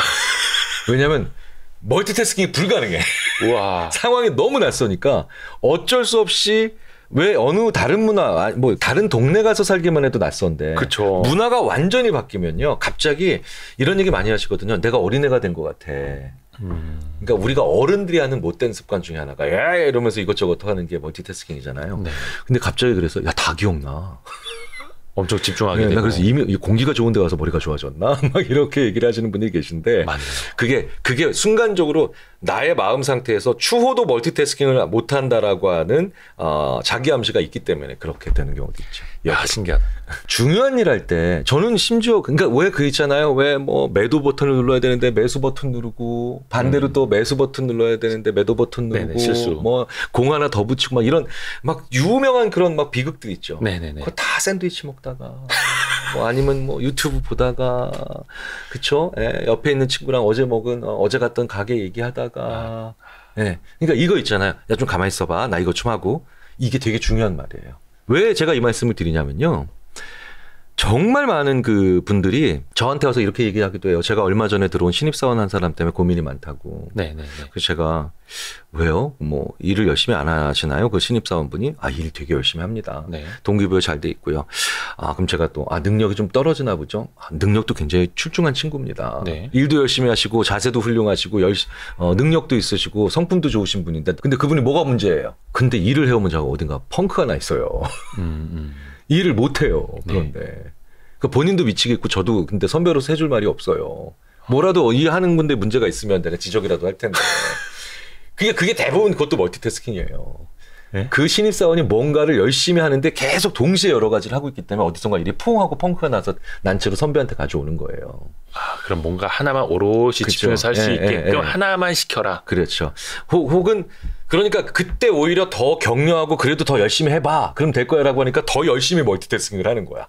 그러니까 펑크의 사이즈가 더 커지는 거죠. 빈틈이. 그러니까 뭘 안 하면서 그걸 하는 게 필요해요. 뭘 안 하면서. 뭘 안 하는 게 중요하네요. 일단. 그래서 나는 오늘부터 뭔가 중요한 투자를 할 때, 중요한 만약에 판단을 할 때는 뭘 안 하면서 그걸 한번 해보자. 그러니까 저는 추천드리는 건 뭐 유튜브를 끈다, TV를 끈다, 네. 아니면 뭐 예를 들어서 주변에 살짝 책상을 살짝 정리한다. 네. 이 정도만 해도 뇌에 주는 암시의 양은 상당히 큽니다. 네. 리부팅하고 그다음에 뭐 창을 연다. 다시 재시작하고 컴퓨터 재시작하고 연다. 뭐 이런 것들 있잖아요. 네. 그런 개념. 초점화가 가능해지죠. 초점화가. 네. 컴퓨터 프로그램 막 수십 개 띄워놓는 게 아니라 다시 껐다 켜고 하나만 집중하는 그렇죠. 내 뇌도. 와 진짜 중요하네. 요즘에 그 우스갯소리 그런 거 있지 않습니까? 젊은 직원들이 MZ 세대들이 일할 때 자꾸 이거 이어폰 끼고 무선 이어폰 끼고 일한다고. 부장님 저는 이거 끼고 있어야지 더 일이 잘 돼요. 그거는 이제는 내가 말이야 김경일 교수님 영상을 봤는데 와이스트릿에서 그거 다 틀린 말이야. 당장 빼. 이렇게 되는 겁니다. 네, 이러면 이제 제가 이제 수많은 분들의 미움을 받겠죠. 저는 근데 그 질문을 참 많이 받아요. 심지어는 같은 연령대에 계신 분들한테도 그 얘기를 많이 들어요. 네네. 네. 근데 사실은 귀를 막는다는 건 상당한 안락감을 줍니다. 그래서 오히려 아무것도 안 듣고 있으면서도 이걸 끼는 분들이 꽤 계세요. 그냥 습관적으로. 네, 습관적으로 그냥 딱 맞고 그래서 그럼 오히려 또 집중이죠. 채널 하나를 닫으니까. 네네네. 채널 하나 닫으니까 요렇게 하고 들으면 또 집중이 시각적으로 잘 되니까. 그쵸. 근데 여전히 계속 24시간 음악을 들으면서 한다.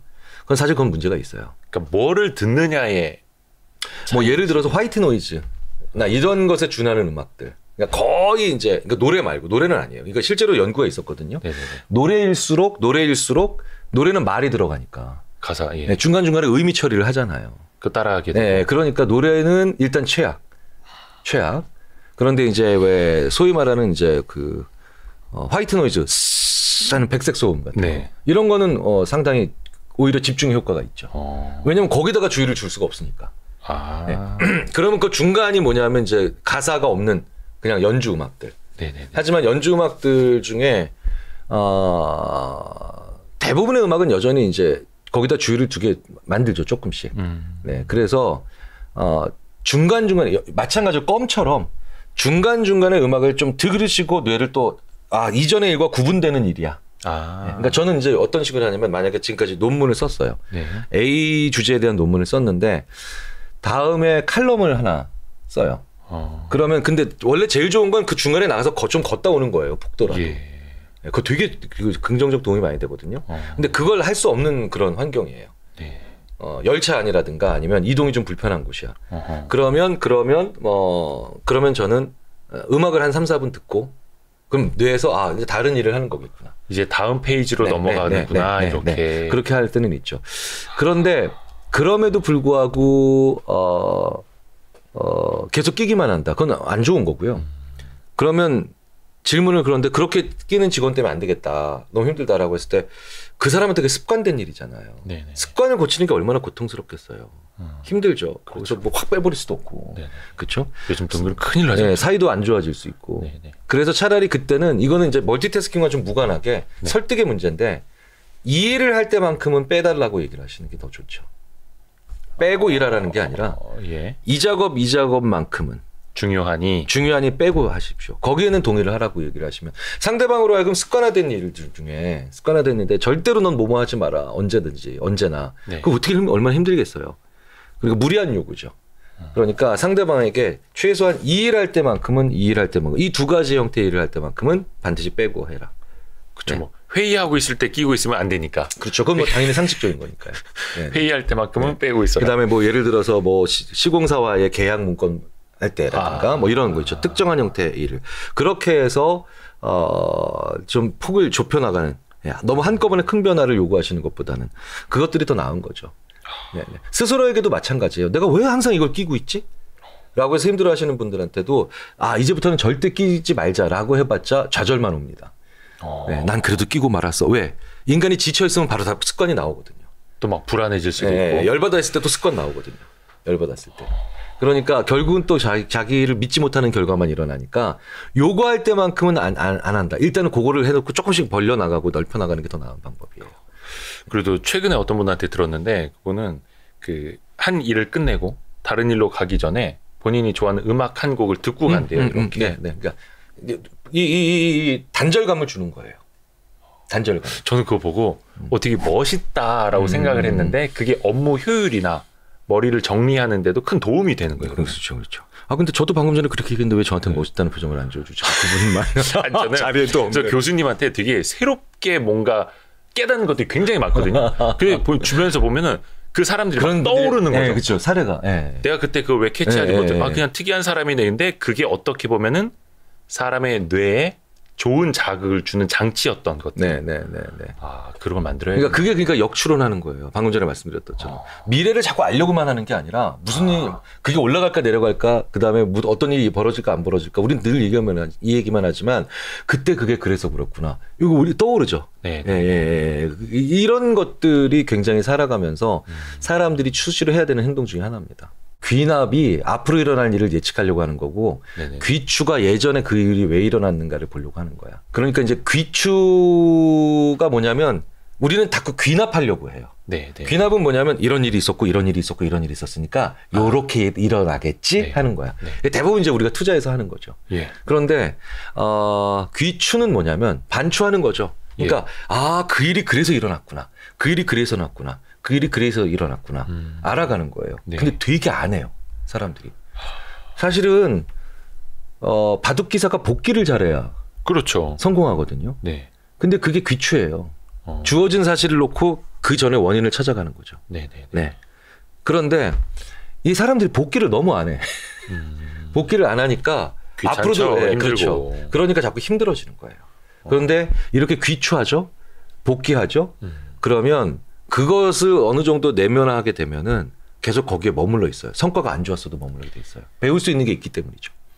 중간중간 되돌아보고 이것이 나에게 주는 것도 한 번씩 의미를 좀 살펴보고. 이런 걸 많이 하게 되면은 인생이 자체가 하루하루도 다 게임처럼 보게 돼요. 왜냐면 그때 내가 그 버튼을 왜 눌렀지? 야, 이거 뭐지? 내가 유난히 비 오는 날은 의외의 요인의 매수를 잘하네. 뭐 이런 식의. 그러니까 자기 자신에 대해서 알아가는 굉장히 좋은 일들이 벌어지게 되죠. 내가 점심 때 한 결정, 내가 저녁 때 한 결정 하나하나를. 그래서 저는 이런 분도 봤어요. 그분도 굉장히 자기 일도 열심히 하시지만 좋은 투자로도 이제 자기 삶에 좋은, 그러니까 긴 여정 속에서 투자를 또 좋은 결과를 많이 본 분인데 이분은 제가 아까 그런 얘기 해드렸죠. 나를 안 믿는다 고수들은. 언제 나를 안 믿어야 될지도 잘 알아요 이제. 내가 춘삼월엔 나를 믿으면 안 돼. 처음에 무슨 뭐 도를 아시나요? 이분 왜 이래 또 이랬더니 그게 오랫동안 반출하다 보니까 내가 이런 사이클이 있잖아요. 사람마다 주기가 있는데 조금 설레이고 밝은 분위기가 느껴지고 사람들을 또 많이 만나는 그런 시즌에 주로 내가 판단 체계가 많이 약해지는구나. 이런 걸 스스로 알더라니까요. 그러니 뭐 예를 들어서 나는 비 오는 날 너무 울적해져서 그때는 무슨 결정을 하면 안 돼. 막 이런 것들. 그렇죠, 그렇죠. 이런 그래서 이게 바로 자기 자신한테 고수가 된 거죠. 자기 자신에게. 저도 그거 하나 있는데. 뭐요? 어떤 거요? 몇 번의 경험이 있는데요. 화장실에서 앉아서 주식 매수 매도를 했을 때 결과가 안 좋았던 왜 그런 거예요? 왜 그런 거 같았어요? 뭔가 압박을 느꼈나? 넘어가시죠. 아니, 그러니까 이제 거기서 하나 더 이유를 알게 되는 게 계속 알아가는 거예요. 거예요.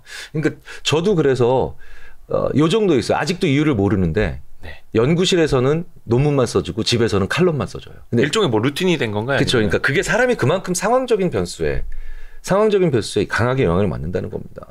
다시 한번 좀 꼽혀 있는 저 책 말씀드리지만 네. 그게 넛지. 인간은 사람을 바꾸는 것보다 상황을 바꾸는 게 훨씬 더 강력한 힘이다. 라고 하는 얘기가 바로 그런 거죠. 맞습니다. 그래서 저도 이제 화장실에서는 MTS 잘 안 보려고 합니다. 그렇군. 또 어떤 분들은 또 근데 화장실에서야 또 잘 되시는 분들도 계실 거고. 그죠. 또 집중 잘 하시는 분들. 너무 그 얘기로 빠져가지고 다시 돌아와야 될 것 같아요. 아까 어디까지 얘기했었냐면 이거 귀납귀추 하기 전에 그 음악 감상 뭐 요거까지는 했으니까 거기 이어지는 질문 하나 더 드릴게요. 네. 이번 주제는 그 멀티태스킹에 대해서 이야기를 하고 있었잖아요. 근데 약간 직업 특성상 이거 핑계일 수는 있겠습니다만 나는 멀티를 해야 해. 안 그러면 다른 연락을 놓칠 수도 있고 내가 추진하는 시간에 맞게 하고 있나? 이걸 놓칠 수도 있고 그러면 안 되는데 막 이런 것들이 있거든요. 근데 아까 우리 김경일 교수님 보니까 전화가 오고 있는데도 다른 사람과 얘기하고 있거나 하고 있으면 의도적으로 안 받으시고 뭐 핸드폰을 뒤집어 놓거나 이렇게 하고 계시고 일부러 멀티를 안 하시려고 노력을 하시는 것 같아요. 근데 한켠에서는 이거 안 하면 불안한데 받아야 될 것 같은데 또 뭐가 문자가 울렸는데 뉴스 알림이 떴는데 불안하잖아요. 이건 혹시 그럼 어떻게 해야 될까요? 첫 번째로는 약간 결과적인 얘기를 끌어와서 죄송한데 네.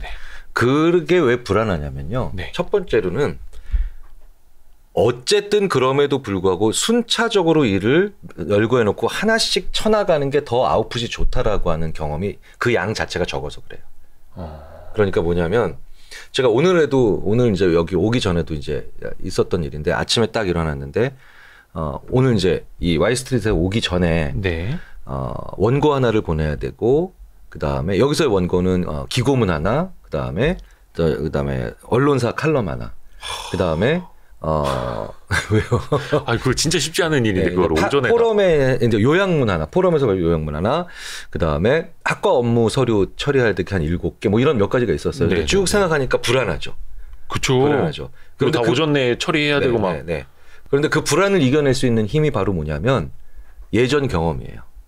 아니야. 그래도 결국은 하나씩 내가 툭툭툭 쳐나가면 최소한 절반 이상은 하고 월스트리트에 올 수 있을 거야. 그러니까 예전 경험이 그러니까 이게 결과를 먼저 끌어와서 말씀드려서 죄송하다고 먼저 말씀을 일단 드렸잖아요. 네. 그러니까 그 불안을 전혀 불안하지 않으면 안 되죠. 약간 불안해야 돼요. 그렇죠. 근데 이제 내가 그 조절할 수 있는 수준으로 그 불안을 만들려면 어느 정도는 첫 번째는 그런 경험이 쌓여야 되는데 그런 경험을 아직 못 쌓은 분들한테는 이게 아무런 의미가 없잖아요. 네. 자, 그러면 내가 불안해요. 불안하면 제일 좋은 건 그중에 제일 작은 일부터 먼저 시작하셔야 돼요. 제일 만만한 일. 쉬운 일. 그러니까 만약에 칼럼 쓰는 일, 요약문 하는 일, 그다음에 뭐 그 발표문 정하는 일, 그다음에 이런 일들 중에 학과 그다음에 뭐 서류 처리하는 일, 이런 일들 중에 제일 쉬운 게 뭐가 있을까? 작고 쉬운 거. 그걸 먼저 해야 돼요. 제일 큰 일, 어려운 일을 먼저 하게 되면 거기 다 달라붙게 돼요. 작은 일들이. 야, 얘 하는데 왜 나는 안 해? 이러면서. 그런데 생각해 보십시오. 작고 만만한 걸 죄송합니다. 표현이 그런데 저는 또 요 표현을 써요. 좋은 표현입니다. 네. 작고 만만한 걸 조질 때는 나도 모르게 확 하고 가거든요. 그러면 착 조지면 다음 놈 나와. 이게 나오게 돼 있어요. 네네. 1단계, 2단계, 3단계 가듯이. 그래서 10개의 일이 있다라고 하면 10개의 일을 동시에 생각하면은 힘들죠. 네. 엄청 불안해져서 진짜로 허둥지둥하면서 멀티태스킹 하는데 이 중에 제일 만만한 놈이 누구지? 그 놈부터 조지자. 한 두 번째 녀석까지 그 일을 탁탁 하고 해나면 자연스럽게 세 번째, 네 번째, 다섯 번째는 뭐지? 이런 생각이 드는 것 자체가 벌써 일을 순차적으로 하고 있다는 뜻이에요. 네. 그게 제일 좋은 방법일 겁니다. 근데 그런 경험이 쌓이잖아요. 쌓이면 허둥지둥이 좀 덜 되게 돼요. 물론 스트레스는 받을 수 있죠. 여전히 불안할 수도 있어요. 저도 오늘 아침에 10시부터 그 일을 하고 2시간 반 정도 하다가 3시간 정도 하다 왔죠. 근데 또 일찍 오셨어요, 오늘 또. 네네. 예. 그리고 보세요. 그렇네. 예. 그렇네. 20분 일찍 20분 오셨어요. 먼저 왔네. 그래가지고 별로 안 반가워하시더라고요. 저 어느 카메라 봐야 돼요? 별로 안 반가워하셨어요, 저를. 네. 아닙니다. 20분이나 먼저 왔는데. 20분 일찍 오셨는데 또 30분 넘게 우리 사담 나누고 녹화는 늦게 시작하고 막 이래가지고. 그렇구나. 네, 우리 막 아시아의 미래 막 이런 얘기했어요, 심지어는. 그러니까 어떻게 보면은 그래 이 정도는 과거에 보니까 2시간 안에 충분히 할 수 있어. 대신에 이 일부터 순서대로 이렇게 작고 만만한 것부터. 네. 작은 성부터 정복하자. 저는이 아니라 대부분의 이렇게 표현됩니다. 인지심리학 연구 결과에서 수없이 많은 그 실험 연구들이 있었는데 그랬을 때의 수행자의 그러니까 실험 참가자의 수행이 가장 우수하더라. 보통 이런 연구들이 나온다는 거죠. 네네. 요 하나 더 여쭤봐야겠다. 요즘에 특히 구독 서비스, 알림 서비스 뭐 이런 게 되게 잘 돼 있어요. 스마트폰 알림도 그쵸, 무수한 알림이 메신저 종류도 여러 개, 포털 사이트에서 쏴주는 거, 자기가 뭐 구독하는 거 막 하루에 수백 개는 쌓이거든요. 업무적으로나 뭐 아니면 재테크할 때나 필요해서 그럴 수는 있겠습니다만 이게 어떻게 보면은 필요해서 내가 다 설정해 놓고 한켠에서는 또 이것 때문에 괴로워해요. 너무 바빠 힘들어해요. 그게 이제 모순적인데. 어떻게 해야겠습니까? 네. 그 하나하나씩 보면 하나하나씩 보면은 다 필요하잖아요. 그래 보이죠. 왜냐면 그러니까 내가 다 알림 설정을 해놨죠. 그때는 다 순차적으로 봤거든요. 근데 걔네들은 나한테 병렬적으로 한꺼번에 오니까 나한테 감당이 안 되는 거죠. 예. 그렇죠. 예. 그래서 근데 다시 들어가면은 설정창에 들어가면 다시 또 순차적으로 얘는 끌까 말까 고민을 하죠. 이럴 때는 휴리스틱이 좀 필요해요. 그래서 가장 혼란스러운 장면을 하나 캡처하시는 게 좋아요. 가장 혼란스러웠던 장면. 진짜 보기만 해도 짜증나. 이런 장면 있죠. 휴리스틱이라는 게 어떤 단서 작은 거 하나만 보고 전체를 판단하는 그러니까, 오류 같은 건데. 오류지만 잘 쓰면 오히려 판단을 더 웬만큼 괜찮게 만들죠. 잘 쓰면. 그러니까 뭐냐면 이런 게 휴리스틱이에요. 그러니까 인간의 판단의 오류를 보여줄 때도 휴리스틱이죠. 예를 들어서 잘 모르는 나라 에스토니아. 네네. 저는 갔다 왔지만 얼마 전에 에스토니아 잘 모르시잖아요. 네. 에스토니아의 인구는 3억보다 많거나 적어요. 그렇겠죠. 훨씬 적다면서요. 네. 근데 에스토니아 전혀 모르는 분들한테 에스토니아의 인구는 3억보다 많거나 적습니다. 뭐 당연하죠. 네. 근데 얼마나 될까요? 하면 사람들이 이래요. 2억 5천? 7천만 8천만 되면 너무 줄인 거 아니야? 막 이렇게 얘기한다고요. 근데 에스토니아 인구는 10만보다 많거나 적어. 똑같겠죠. 그런데 얼마나 될까? 그럼 글쎄 1,000만 이러면 뭐 말도 안 되는 얘기 같아요. 그러니까 막 30만, 50만 이렇게 가죠. 이런 것도 뭐냐? 이게 아무런 의미가 없는데도 왠지 의미가 있겠지라고 하는 생각의 간편법. 모든 생각의 간편법. 그게 휴리스틱이에요. 모든 생각의 간편법. 근데 이 휴리스틱이 중요할 때도 있죠. 왜? 평생 판단을 못 내리고 계속 끝까지 정보를 팔 수는 없잖아요. 그러니까 언젠가는 생각을 멈춰야 되고 고민을 멈춰야 되고 판결을 내려야 되잖아요. 내 생각에 결정을 내려야 되잖아요. 그쵸. 그랬을 때 꽤 괜찮은 방법 중에 하나가 또 휴리스틱이라는 거예요. 예를 들자면 이런 거죠. 이런 것도 휴리스틱이에요. 그 전자레인지 사오래요. 예. 내가 전자레인지를 사러 이제 그 마트에 갔어요. 근데 뭐 사야 될지 모르겠어. 전자레인지가 40개나 해야 돼가지고. 뭐 사지? 그러면 이렇게 얘기하는 거죠. 너한테 제일 중요한 게 뭐야? 가격이야, 색상이야, 아니면 무게야? 가격? 그러면은 가격 얼마짜리까지 살 수 있어? 15만 원. 그럼 15만 원 이하는 전부 다 빼. 이렇게만 놓고 봐. 두 번째로 중요한 게 뭐야? 색상 중요해. 어떤 색이? 하얀색. 그럼 하얀색만 남기고 다 빼. 요거 한 번만 더 하면 남아요. 한 녀석이 남죠. 최종적으로. 근데 그걸 또 다 동시에 생각하니까 가격, 색상, 무게 다 동시에 생각하니까 또 고민하고 또 왔다 갔다 하면서 본 것도 보고 그렇죠? 이렇게 되죠. 순차적으로 하는 그런 것도 휴리스틱이에요. 이건 아까 첫 번째 말씀드렸던 거는 인간의 오류지만 두 번째는 오히려 인간에게 이득되는 방법이죠. 내가 혼란감이 왜 옵니까? 이 알림이 병렬적으로 한꺼번에 막 열 몇 개 혹은 20몇 개가 한 번에 후훅 뭐 사우나 갔다 와서 혹은 근무 마치고 난 다음에 스마트폰 보니까 한꺼번에 와서 정신이 없는 거죠. 그렇죠. 그리고 운전하고 이제 계속 삐링삐링 되니까 이제 정신이 없는 거죠. 그러면 이걸 다시 병렬적으로 놓은 상태를 저는 일부러 태블릿에서 쫙 크게 놓고 캡처해봐요. 그럼 20개 알림이 와 있어요. 이 중에 제일 버리고 싶은 놈은 거기서 판단을 해요. 하나하나씩 순차적으로 놓고 알림창을 보면 여전히 판단을 못해요. 여전히 이 정보를 안 받으면 큰일 날 것 같아요. 그래서 쭉 보고 이 중에 보기 전에 저 결정해요. 여기 지금 20개 정도 있다고 생각했을 때 이 중에 오늘 10명 쳐낸다. 그리고 이제 순위 정하면 쳐질 수 있어요. 그러니까 오히려 그러니까 병렬적으로 다가왔던 거는 그 병렬적이었던 상황을 그대로 보면서 순차적으로 봐야 되죠.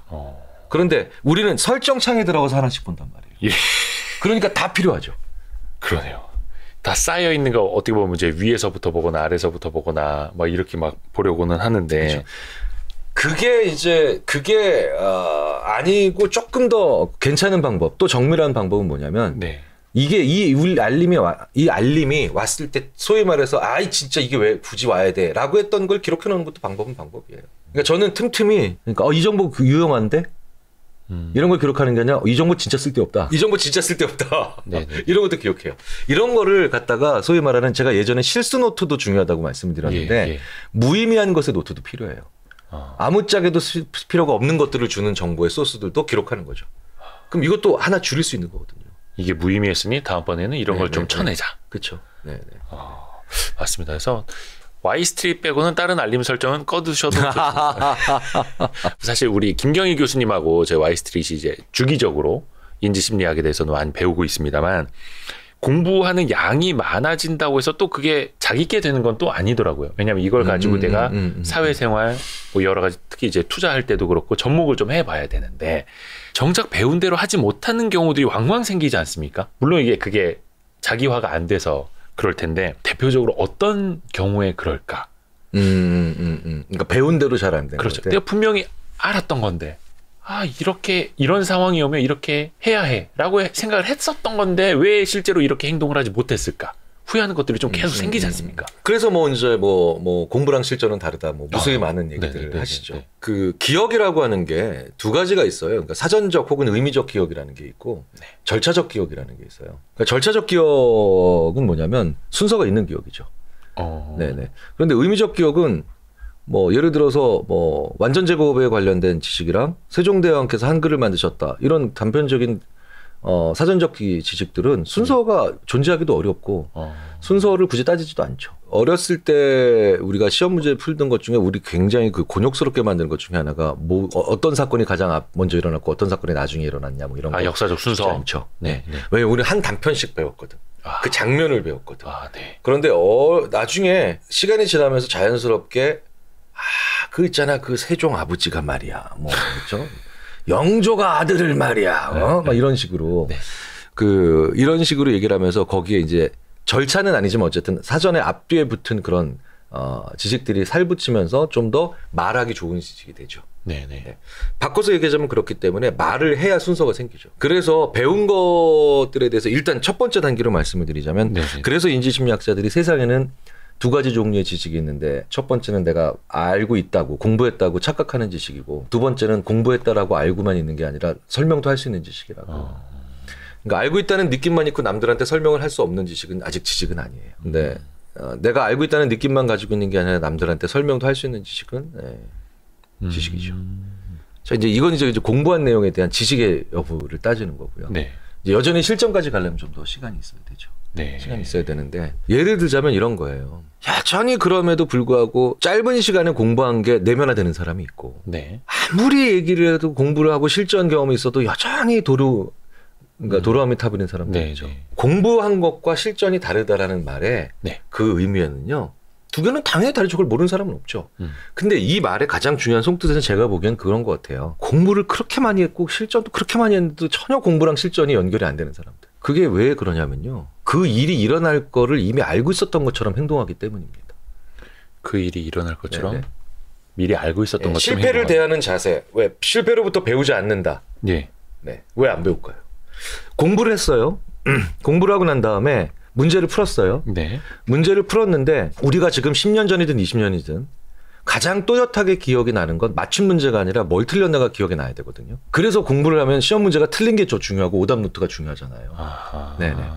우리가 저 옛날에 제가 중학교 3학년 때가 1985년인데 지금도 저희 반에 회자되고 있는 친구들끼리 반에서 회자되고 있는 그런 오답이 있어요. 예. 한 번 틀렸는데 38년 지난 지금도 사람들이 기억하는 오답이죠. 주요한의 작품을 써라. 네. 라고 했는데 그 주요한의 불놀이잖아. 네. 불놀이인데 친구 하나가 불꽃놀이라고 잘못 썼어.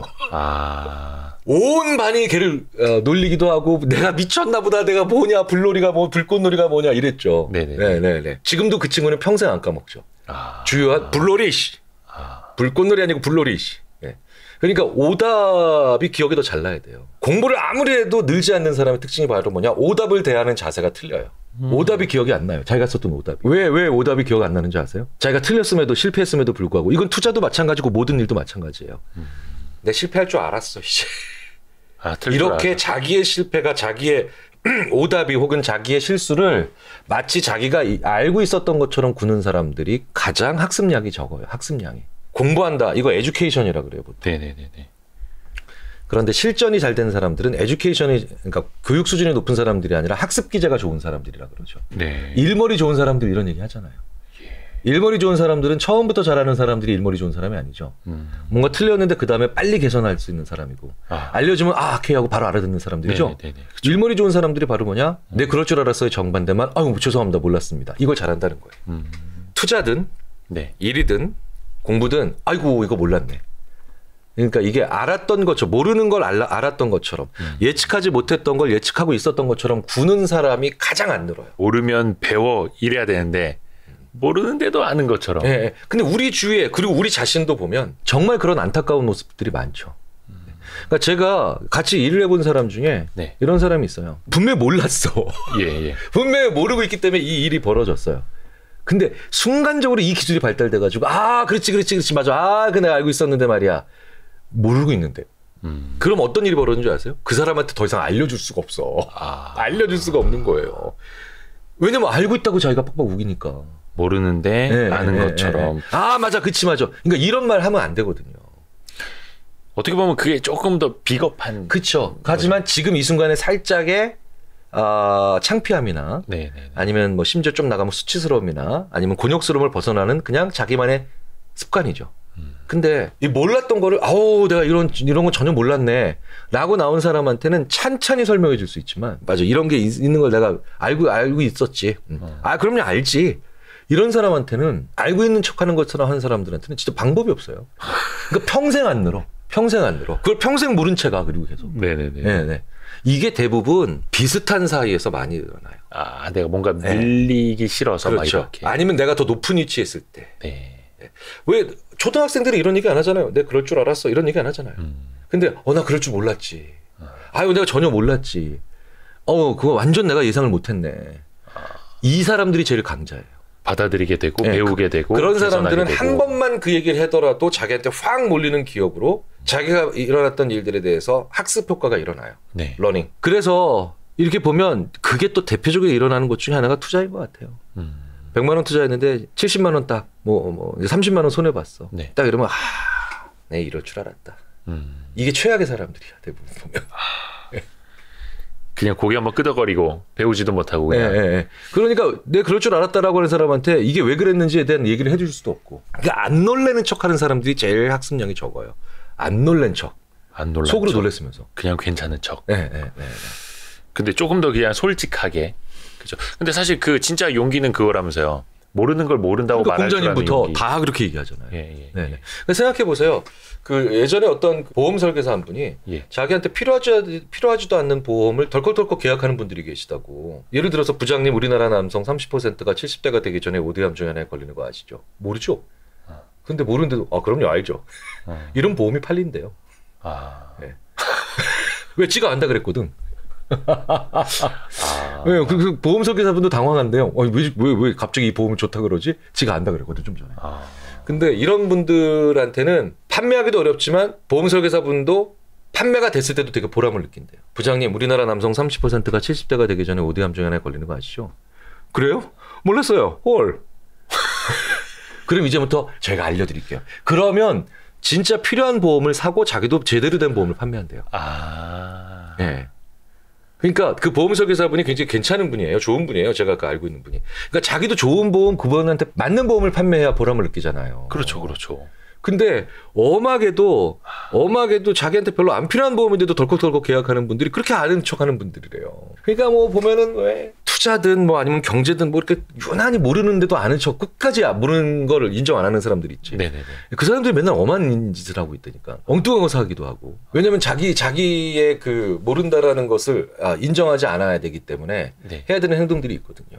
근데 가장 궁극적으로는 그분들한테 일어나는 가장 안타까운 일은 러닝. 알아가는 양이 적어요. 네, 알아가는 양. 근데 어떻게 보면 이제 그런 분들은 학습에 대한 욕구라든지 본인의 조금 지식을 겸손하게 좀 낮추고 배우려는 약간 그런 기질가 없는 걸 수도 그렇죠. 그러니까 자존심은 굉장히 강한 분들이죠. 자존심만 강한. 자존심은. 네. 위험한 거네요. 네네. 그러니까 흔쾌히 놀라다. 그러니까 그렇다고 자존심을 꺾어 이런 얘기는 너무 어렵잖아요. 네네. 그러니까 그냥 저는 이렇게 얘기해. 몰랐다고 얘기해. 네. 이게 되게 재밌는 게 그래서 실제로 이 양을 연구를 한 사람들도 있다니까요. 심리학자들 중에. 그러니까 이런 거야. 몰랐다는 걸 진짜 몰랐다고 하는 거. 네. 이걸 사후확증 편향이라 그래요. 몰랐는데도 알았다고 얘기하는 거. 그러니까 하인드사이트 바이어스라고 하죠. 하인드사이트 바이어스는요. 굉장히 오랫동안 인간의 판단과 의사결정에서 연구가 된 분야예요. I knew it all along effect라고 하죠. 나 그거 다 알고 있었어. 그런데 모르고 있었음에도 불구하고 그걸 알고 있었던 것처럼 구는 그런 행동하는 사람들의 그 정도, 네. 혹은 사람들의 빈도, 숫자가 네. 우리나라가 굉장히 높아요. 안 그런 분도 많지만. 네. 근데 되게 재밌다. 네덜란드가 가장 낮게 나와. 그러니까 네덜란드가 사후 확증 편향이 가장 적은 나라. 네, 적은 나라로 나와요. 거기는 다 그래요? 이런 몰랐어. 그러니까 이거 이제 영어로 치면 옵스 이거 뭐 지저스 막 이런 거 있잖아요. 좀 약간 놀라는 그런 약간 우리가 네덜란드 사람들 보면 그래서 약간 어떤 의미인 줄 아세요? 약간 호들갑스럽다. 뭐 저렇게 이렇게 경박스럽지? 점잖지 않고. 근데 아는 척을 안 하는 거야. 그러니까 아는 척이라기보다는 몰랐고 예측하지 못했었는데 그거를 인정하는 경향이 강한 거죠. 그러니까 빨리 받아들일 수 있는. 네. 우리나라는 이제 상대적으로 그 반대로. 내 그럴 줄 알았다. 내가 그럴 줄 알았다니까 막 이런. 근데 그게 이제 소위 말하는 중하수죠. 중하수. 근데 우리나라도 보면 근데 빠른 속도로 그거를 하지 않는 사람들, 그러니까 흔쾌히 인정하는 사람들의 숫자가 많아지는 건 참 긍정적인 것 같아요. 아까도 얘기하면 그렇구나. 네네. 뭐 이런 거 있잖아요. 네네. 몰랐네 뭐 이런 얘기를 하는데 그게 우리가 그런 사이에 뇌가 바싹 뭔가를 받아들일 수 있는 바짝 정신 차려주는 그런 기능이 활성화되죠. 특히 우리 뭐 김계일 교수님께 배우는 뭐 인지심리학 이런 거는 제가 특히 몰랐던 분야여가지고 재밌게 막 빨려 들어가면서 듣기는 하는데 바로 응용을 하시네요. 요걸 또 저 스스로도 또 많이 이제 낮춰야겠다, 겸손해야겠다라는 생각도 많이 하게 되고요. 인지 부조화라는 표현도 이제 많이 유명하지 않습니까? 이거는 확실히 내가 알고 있는데 바꿔버리는 거죠. 태도를 바꿔버리는 건가요? 태도를 바꿔버리는. 그러니까 내 생활에 적용을 못하는 게 아니라 내가 스스로 알고 있는 걸 행동으로는 바꿔버리는 거예요. 그러니까 행동이 이미 일어나 버리니까 태도를 바꿔버리는 거죠. 이제 인지 부조화라는 거는 근데 맞아요. 그 굉장히 많이 사용되는 언어인데 굉장히 많은 경우에 그냥 불편하다를 인지부조라고 써서 전혀 본뜻과는 맞지 않는 경우에 사용되는 경우도 많이 봅니다. 저도 그냥 듣기로는 막 아는 대로 행동하지 못하고 아는 것과 반대로 행동하는 거 약간 그런 그거는 상당히 근데 완벽히는 아니지만 그래도 상당히 겹쳐 있는 건데 뭐냐면 이미 일어난 행동을 바꿀 수 없잖아요. 행동은 일어났으니까.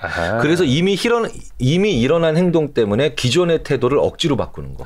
그런데 억지로 바꾸면서도 본인 스스로는 자연스럽게 바뀐다고 생각하는 거. 자, 뭐 예를 들자면 이런 겁니다. 이제 심리학 개론에 나오는 그런 수준의 얘기는 재미없는 걸 시켜놓고 밖에서 이제 끝나고 나갈 때 이 재미없는 일을 시켜놓는데 다음 학생한테 거짓말해달라고 재밌었다고 거짓말해달라고 하는데 어떤 학생한테는 거짓말의 대가가 20불 꽤 큰 돈이에요. 왜냐면 1950년대 실험이니까. 그때 20불 저한테는 1불. 그러면 둘 다 거짓말을 나가서 합니다. 그리고 한 일주일 후에 이제 두 학생 모두 거짓말했던 학생 모두 다시 연구진이 찾아가서 그 일주일 전에 했던 그거 일 다시 한번 해보겠냐고. 그럼 20불 받았던 이대호 학생은 너 미쳤어? 내가 그걸 왜 다시 해? 그 재미없는 걸. 태도가 여전히 안 바뀐 거죠. 그 재미없던 거에서. 왜냐하면 20불은 거짓말의 정당한 이유거든요. 그 거짓말을 받았던 친구가 그쵸? 이대호라는 친구한테 와서 너 왜 나한테 거짓말했어? 재미없었는데. 라고 하면 이대호라는 사람이 이렇게 얘기할 수 있다는 겁니다. 야, 너도 20불 받으면 그 정도 거짓말을 해야지 뭐. 그리고 너 인마 내가 사준 거보다 얻어먹었잖아. 20불은 그래도 정당한 대가예요. 네. 그래서 자기 태도를 바꿀 필요가 없죠.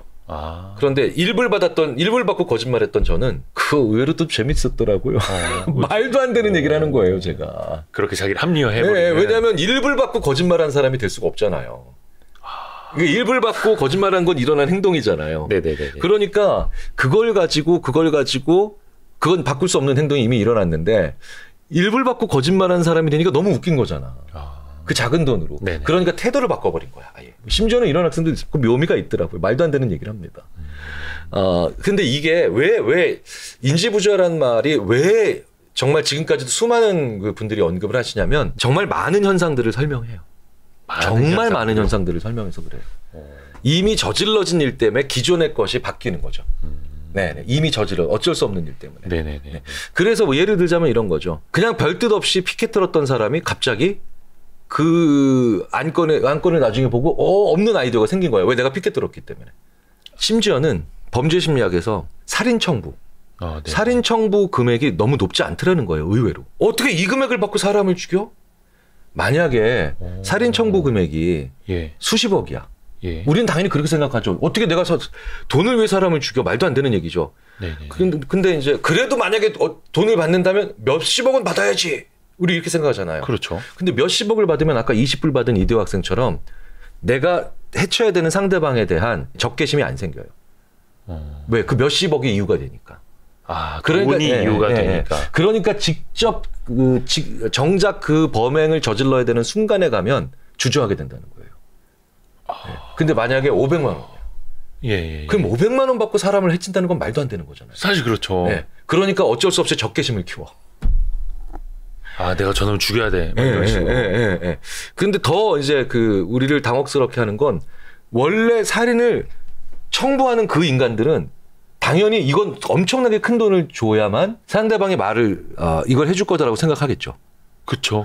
근데 그걸 중개하는 놈들이 띄어먹는 거야. 뭐 예를 들어서 10억 받아가지고 500만 원만 주고. 그런 놈들이 있는 거죠. 그러니까 제일 나쁜 놈, 다 나쁜 놈들이지만. 완전 영화네요. 네, 다 나쁜 놈들이지만 사실 이 중간에 있는 놈들은 진짜 나쁜 놈들이에요. 그래서 왜 살인보다 살인 교사, 살인 청부가 더 그 형벌이 더 세야 되느냐. 이런 식의 이제 저희들이 이제 의견서를 드리죠. 진짜 악질적인 사람들이거든요. 그러니까 살인 교사 혐의 이런 거. 그렇죠. 근데 중개 게다가 막 이런 거. 중간에서 또 이런 인간들이 이제 빠져나가지 못하게 해놔야 되죠. 그러니까 10억인데 9억 9,500만 원을 띵겨먹는. 그렇죠. 그런 인간들이 있죠. 근데 그게 바로 뭐냐? 그것도 인지부조가 설명을 하는 거죠. 정말 많은 현상들이 인지부조가 설명을 하는 거예요. 마키아벨리의 군주론에도 그렇기 때문에 인지부조화를 아주 잘 설명하는 셈이 되는 거예요. 사람들로 하여금 어떤 일을 하게 어떤 태도를 가지게 하려면 태도부터 바꾸게 하지 말고 그냥 그 행동을 하게 해. 그럼 알아서 태도는 바뀌는 거야. 뭐 이런 얘기 많이 나오거든요. 군주론에 이런 대목이. 네. 그래서 인지부조화라는 것 자체는 이미 일어난 행동 때문에 태도를 바꾼다. 바꿀 수 없는 것 때문에 바뀔 수 있는 걸 그냥 바꾼다에 대한 모든 것들을 얘기합니다. 그러면 일종의 인간에게는 누구나 자기를 조금 합리화하려는 성향이 다 내포되어 있다 이렇게 생각해도 되는 거예요. 그렇죠. 네. 다 자기 좋을 대로. 네. 그래서 제가 사기 전에 나는 무슨 주식에 관심 있다 얘기해도 되지만 사고 난 다음에 얘기 좀 하지 말라고. 그러니까 이미 일어난 행동이 내가 A 회사의 주식을 샀어요. 이미 일어났어요. 못 바꾸죠. 그때부터 A 회사가 제일 좋은 회사죠. 네, 그리고 A 회사에 대해서 뭔가 불편한 사실을 얘기하는 사람들이 다 미워진다니까. 맞아요. 그 회사에 대해서 안 좋은 얘기하면은 엄청나게 막 악플 달고 막 이렇게 하죠. 그러니까 이미 일어난 일 때문에 바꿀 수 있는 것들은 바꾸지 않아야 되는데도 마구 바꾸는 경우가 참 많은데 그러기 위해서는 우리가 해야 되는 건 어떤 행동을 했느냐에 대해서 그 영향력들을 잘 생각을 해봐야 되잖아요. 그래서 나는 이 행동을 할 거야, 이 행동을 했어에 대한 그 시점 얘기들을 자기만이 잘 가지고 있어야 돼요. 난 어떨 때 주로 왜냐하면 말을 먼저 해야 결과가 좋아지는 사람이 있고 말을 나중에 해야 결과가 좋아지는 사람들도 있어요. 사람마다. 네, 사람마다. 그러니까 뭐냐면 먼저 약간 좋은 말은 아니지만 설레발친다. 나는 이런 거 할 거야. 약간 이렇게 김칫국부터 먼저 마시는 사람들이 있죠. 근데 김칫국을 먼저 마셔야 드라이브가 걸리는 사람들이 있어요. 약간 자기 선언을 해놓고. 그렇죠. 그런데 그걸 오히려 하면은 오히려 사람을 피하는 사람들이 있어요. 그게 안 지켜질까 봐. 대신 숨어서 열심히 자기 혼자 묵묵히 해야 동력이 만들어지는 사람들이 있어요. 왜 책 한 권 읽은 사람이 제일 무섭다는 얘기를 우리가 하지만 심리학 공부도 마찬가지예요. 이게 나한테 설명이 되는 이론이 뭐냐. 나한테. 근데 그건 진짜로 내가 알아가야 되는 거죠. 인터넷상에서 자기 객관화. 바로 어렵네요, 진짜. 네. 메타인지. 이런 것도 이야기 왜냐. 요게 학습을 많이 하시고 또 뭐 이렇게 블로그를 통해서 본인이 배운 거 정리 많이 하고 이런 사람들일수록 자기 객관화가 많이 필요하다. 메타인지가 중요하다. 특히 뭐 아이들 가르칠 때도 그렇고 교육적인 측면에서도 그렇고 이런 표현들을 많이 쓰거든요. 근데 이게 자기 객관화랑 메타인지가 같은 말인가요? 좀 다른 건가요? 상당히 겹치죠. 상당히 겹치죠. 근데 자기 객관화라는 건 자기를 있는 그대로 본다라는 의미로 제가 받아들이는 게 더 낫지 않을까요? 네네네. 자기 객관화는 뭐 그렇게까지 심리학자들이 논문상에서 쓰는 용어는 아니고 그냥 일반적으로 우리가 얘기할 수 있는 그런 표현이잖아요. 그러니까 자기 자신을 너무 지나치게 보고 싶은 대로만 보는 게 아니라 있는 그대로 보는 것. 그러니까 자기 객관화라는 건 제가 봤을 때는 타인이 보는 나와 내가 보는 내가 일치하는 거가 아마 자기 객관화가 아닐까 싶어요. 제가 생각했을 때는. 왜냐하면 주관과 객관이 바로 그런 의미니까요. 근데 이제 메타인지는 정확히 하는 거죠. 자기 자신을 정확히. 왜냐하면 타인도 나를 정확하게 모르는 경우가 많으니까. 그러니까 메타인지가 조금 더 말 그대로 정확한 개념이죠. 그 사람의 능력치를 보여주는. 그러니까 타인이 보는 나와 내가 보는 내가 둘 다 틀리는 경우 많거든요. 그리고 자기 객관화는 의외로 이렇게 하면 아주 쉽게 자기 객관화가 되는 것처럼 착각할 수도 있어요. 그냥 타인 관점을 수용해 버리면 되죠. 다른 사람들이 공통적으로 나에 대해서 얘기하는 거, 그게 나겠구나. 그러니까 그게 아니라 타인의 관점이 굳이 필요 없다 하더라도 내가 나를 봤는데 실제로 내가 그 일을 해냈는지 못했는지 결과를 놓고 보니까 내가 사전에 예측한 거랑 거의 비슷해. 그게 메타인지가 좋은 거죠. 우리가 메타라는 말이 붙으면 보통 위에서 이렇게 조금 이렇게 초월적으로 내려다보는 듯한 표현을 쓰잖아요. 아우르고. 그러니까 메타버스, 메타 뭐 데이터, 뭐 메타 분석, 메타 인지 마찬가지로 다 메타라는 말이 붙으면 더 위에서 이렇게 쭉 보는 초월적으로 내려다보는 거죠. 근데 이게 그래서 한동안은 논문상에서 초인지 라고 번역된 적도 있었는데 이러니까 무슨 초능력 같잖아. 근데 그런 뜻은 당연히 아니니까요. 그래서 요즘은 그래서 메타인지 저도 이거 고민 되게 많이 했었어요. 2000년대 들어오면서 이거를 초인지 상위인지 뭐 여러 가지 용어를 했는데 상위인지도 그럼 하위인지가 있는 것 같고 그래서 사실 외국어 표현을 집어넣어서 혼용하는 건 그렇게 내키는 건 당연히 아니었는데도 그냥 오히려 메타가 더 중립적으로 그냥 딱 그 의미만 살릴 수 있겠다라고 싶어서 저도 그냥 메타인지라고 결정을 했었죠. 다른 심리학자들이랑 굉장히 고민을 많이 했던 거예요. 중요한 건 메타인지는 자기 자신을 정확히 보는 것. 그렇죠.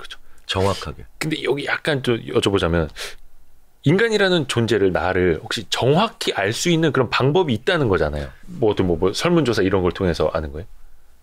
해보는 거죠. 아까 말씀드렸던 것처럼 말해보고 설명해보는 거죠. 그리고 예측해보는 거고. 그러니까 이런 겁니다. 눈으로 귀로 열심히 보고 들으면서 공부하는 건 입력이죠. 근데 친구한테 질문에 대답해주는 건 설명이죠. 그럼 우리는 보통 입력할 때 공부가 더 잘 된다고 생각을 해요. 근데 출력할 때 뭘 모르는가는 거기서 다 걸리죠. 설명할 때. 말이 막히니까. 그래서 학생들을 괴롭힐 수 있는 가장 좋은 방법은 뭔지 아세요? 시험 문제 만들어 와. 스스로. 이러면 학생들이 괴로워해요. 처음에는 학생들이 제일 재밌어해요. 그럼요. 내가 내일 문제를 풀다가 드디어 오늘 주도권이 바뀌는구나. 제가 문제를 만들어 오겠습니다. 이제 오후 2시에 그렇게 이제 학생들이 즐겁게 이제 그 강의실 나갔는데 저녁 때부터 이메일이 계속 와요. 교수님 죽겠어요. 왜? 다 알아야낼 수 있어요, 문제는. 그쵸. 다 알아야낼 수 있어. 그쵸. 그래서 설명해보고 심지어는 질문해보는 거, 문제를 내보는 거. 이러면 자기를 훨씬 더 정확하게 볼 수 있죠. 출력.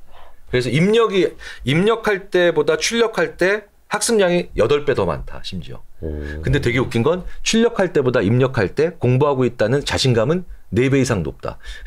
그러면은 48에 32, 32분의 1의 차이가 날 수도 있죠. 그러니까 우리나라 교육이 좀 출력량이 많아야 돼요. 너무 입력량만 지금 강조하고 있죠. 어떻게 보면 이제 토론이라든지 이런 그렇죠. 수업들. 그리고 학교 다닐 때도 간혹 그럴 때 있잖아요. 이거 친구한테 알려주면서 내가 더 그렇죠, 많이 그렇죠. 공부가 거기서 다 뜨끈뜨끈거리기도 하고 하기도 하고 오오 하기도 하는 그런 느낌이 있죠. 그래서 강의실에서 최고의 수혜자는 선생님이에요. 그렇죠. 또 학생들도 과외 같은 거 하면서 본인이 고등학교 때 했던 공부들 까먹지 않고 막. 그렇죠. 그래서 많은 대학생들이 이제 다시 한번 시험을 봐야 되겠는데 막 이런 농담을 하잖아요. 이제야 알게 된 거죠. 더 잘하게 된 거죠. 그리고 어떻게 보면 이제 본인이 알고 있는 것들, 뭐 그것이 뭐 투자에 대한 공부가 됐건, 인문학 공부가 됐건, 김경일 교수님의 수업이 됐건, 어디 나가서 한 번씩 더 전달해보고, 요약을 해서 출력을 해보는 거. 그렇게들 많이 하시더라고요, 진짜. 예. 오죽하면 제가 그래서 나보다 더 내 강의를 잘 요약해 놓은 블로그들. 이라는 폴더를 하나 만들었다니까. 아, 진짜로요? 예전하면서 보면서 많은 분들이 보내주세요. 혹시 이분 제자 아니냐고. 네. 혹시 혹은 이분 같이 무슨 컨텐츠 개발하시는 분 아니냐고. 그래서 아니야, 나 처음 보는 분인데. 근데 쭉 보면 이제 제 강의를 들었는데 나보다 요약을 더 잘해 놓으셨어. 예. 근데 그분들한테 요약하셨잖아요. 한 단계 더 와서 그걸 누구한테 설명해 주시면 훨씬 더 많이. 글로만 요약해 놓는 게 아니라. 그것도 좋은 거죠. 하지만 거기서 하나 더 치고 한 단계 더. 네네. 근데 우리는 그냥 요약하지 않고 일단 메모해놓고 그냥 들었다고 착각하죠. 한번 봤다고 안다고 생각하고. 1년에 이게 뭔 소리인지 팔만대장경 같은 느낌. 그래서 토론을 해야 되나, 토론을. 그래서 말해야 돼요. 맞습니다. 말해야 돼요. 침묵은 금이다. 말도 안 되는 얘기입니다. 죄송합니다. 우리가 김경일 교수님하고 지금 오늘이 6번째 녹화입니다. 그러니까 이것도 이제 좀 방문이 6번째죠. 예, 방문이 6번째. 그래서 콘텐츠가 많이 쌓이고 있어요. 누적을 하고 있고 여러분들에게 여러분의 지식으로 콘텐츠로 만들어 드리기 위해서 저희가 지금 꾹꾹 담아 드리고 있는데 방금 말씀하신 것처럼 여러분도 Y스트릿과 김경일 교수님을 많이 이제 해시태그 이런 거 해가지고 공유해 주시고 많이 출력해 주십시오, 여러분. 뭐 라이브도 한번 해요, 그러면. 진짜로? 좋습니다. 질문을 받는 게 너무 좋아. 질문을 받으면 내가 무슨 다 대답을 해드릴 수 있는 건 아닌데 그 예상하지 못했던 질문이 왔을 때 그 스릴감, 공포 영화보다 더 그 짜릿짜릿한 그 쫄깃쫄깃해지는 느낌. 그럼 다음에는 저희가 한번 미리 예고를 한번 해놓고 라이브를 켜도록 하겠습니다. 다음을 또 기약하면서 우리 교수님 또 뵙겠습니다. 고맙습니다. 감사합니다. 고맙습니다. 감사합니다. 네.